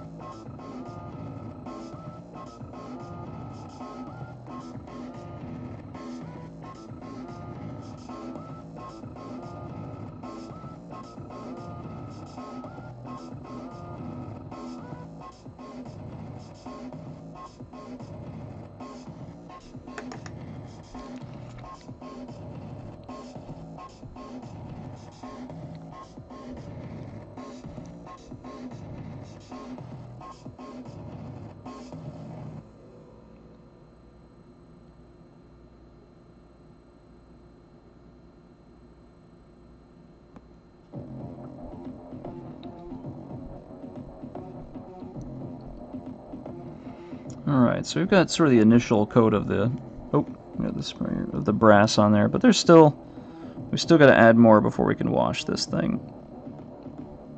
And washing, it's also going to be interesting because we don't want to get any of that wash into our green areas. That would be a no-no. Ruin everything we've been working for. You do not want to shade things that you're trying to make look like they're glowing.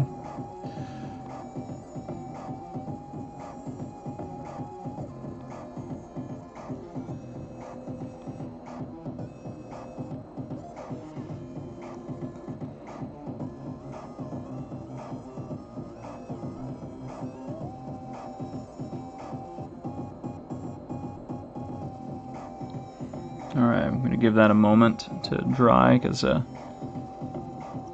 sometimes difficult to distinguish wet metallic paint from dry metallic paint. So I'm going to move up here for a moment and add some more. Add another layer to this. Oh, alright, getting a little close to the camera, so let's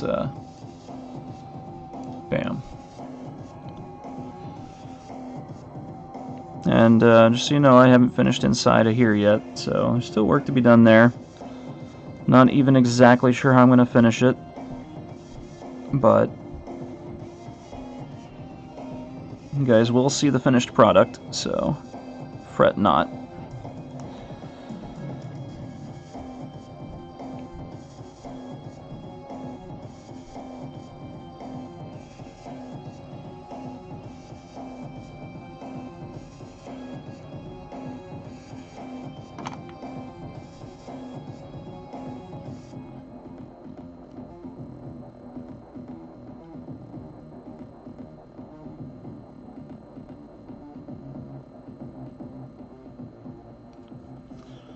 Alright.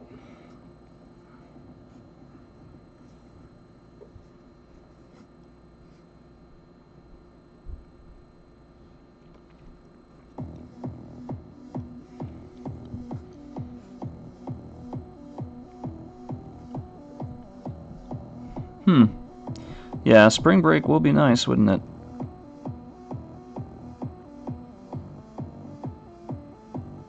I mean, it doesn't really change my schedule much right now. The only thing I do at the moment is really paint, at least until I finish this Team Yankee army.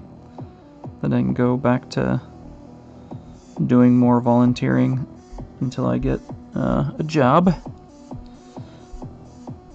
But I've kind of been focusing on trying to get this army done for my Team Yankee League. And so I've been putting all my free time into that.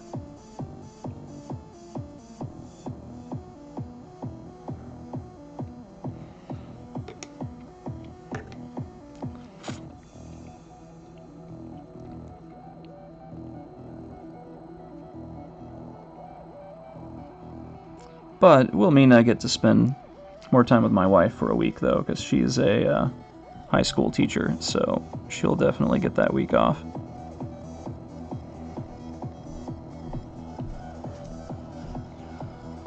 Alright, let's get back to the outer part of the stacks, adjust the camera slightly.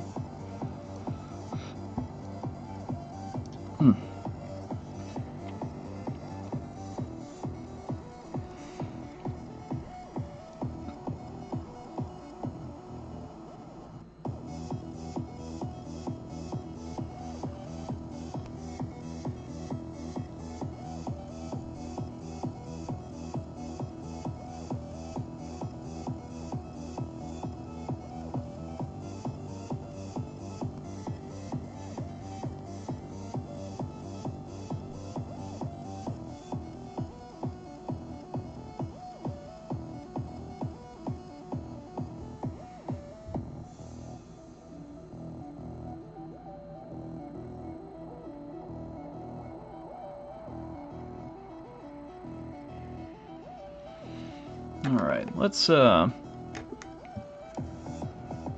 least give one of these a wash so we can see.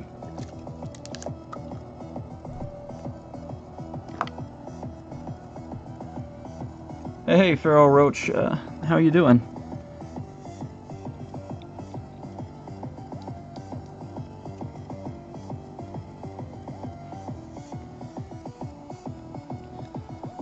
Glad you could join us. We only got about 8 minutes left in the stream, but, you know, hey, take in what you can for the time we have left together.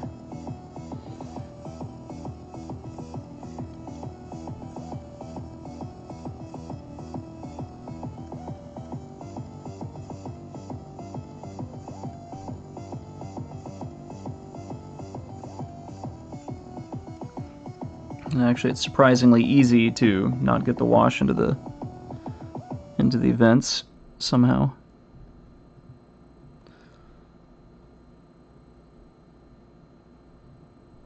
A good old surface tension property of water.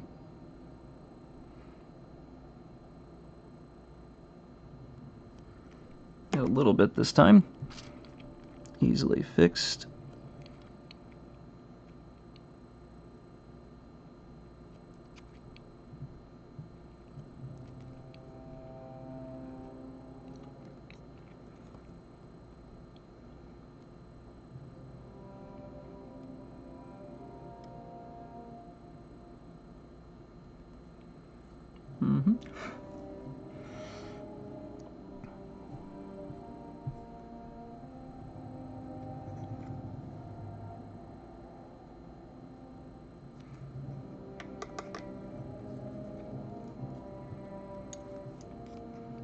So yeah.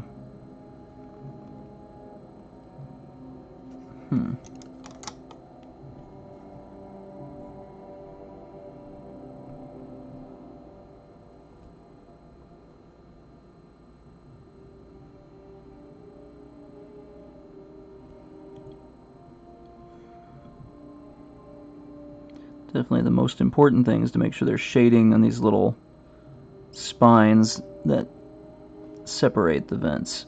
You know, the places where one set of vents meets another. That's really where we need some shading.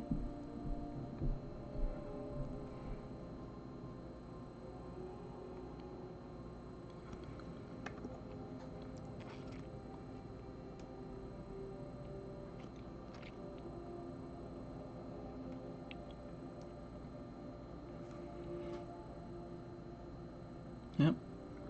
All right. So, we only got a few minutes left, so we're gonna quickly wrap things up here, go over what we've done today. So today we exclusively worked on the Deathjack here. Already pretty much knew what we were gonna do, but there's a lot of surface area to this guy, so it's still, you know, even through the process of 2.5 hours, we did not get the majority of him done. But that does not mean that we didn't make a lot of progress, or it also does not mean that we're far behind, because there's everything he has left are all just different places of applying the same technique that we applied elsewhere.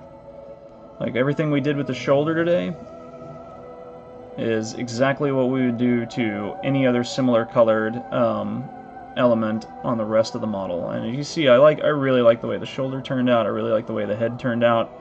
Everything else is going to be done exactly the same way in terms of the glow, in terms of the bronze or brass color, in terms of the steel color.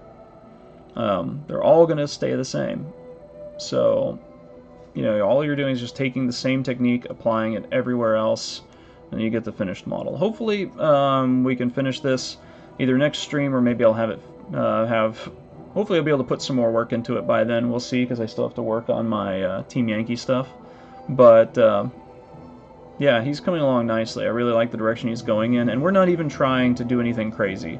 We're just applying very simple techniques that you can use to, you know, get, you know, a really nice, respectable army on the tabletop. We're not trying to do any kind of craziness. So, you know, the only reason he's taking a while is because he's big. He's got a lot of surface area, a lot of different elements, even though we already know how we're going to do those elements. So, but yeah, we're going to keep doing him, and hopefully we'll be able to very soon try out that snow stuff that we looked at, and give that a try. Also, remember that we talked about asset drop. So, not to be confused with acid drop. You probably don't want to do that while you're painting miniatures. You shouldn't do it at all, but, you know, I can't tell you what to do. Yeah, check these guys out if you're interested in, you know, getting occasionally tools that kind of, you know, make you think, like, yeah, how would I use this? How would I apply this? And, you know, how does this increase my toolkit? Yeah, and check them out. I think they might be worthwhile. Yeah, I'm definitely going to keep my eye on them. So, I'm definitely impressed with what I saw in this kit this month. So, and yeah, you know, at some point, maybe we'll throw in some Team Yankee. So, you know, I've got 10 of these bad boys, these leopard ones that need painting, along with a bunch of other stuff. And we're actually getting to the parts that are interesting when painting those. So I might even get into painting some infantry, because I have some 85 German grenadiers that need some painting. So we might check those out too. All just depends on what's ready to paint on my table, and you know what is interesting for that day. And today was the Deathjack, because you know I don't play War Machine right now. I used to. I don't play Crix, but this is a great model, and I had the opportunity to snag him from Bowles for some painting, and we're gonna keep working on him because yeah, he's really cool. And we have some other things also that are a little different from the usual that we're gonna be doing at some point soon too. So, you know, hold on to your hats for that too. It could be some really cool stuff. Supposed to be some big robot fight game that we're gonna have a look at soon, and yeah, it could be fun to paint some big scary robots that are a little more of the traditional sort of like MechWarrior style. They're not MechWarrior, at least I don't think they are, but they're sort of more along those aesthetic lines rather than the super top heavy. I'm a World of Warcraft orc on top, and then Tiny Tim on the bottom. The proportions like this guy has. They're a little bit more of what you think of when you think of like along the lines of the more classic tabletop skyscraper robots probably.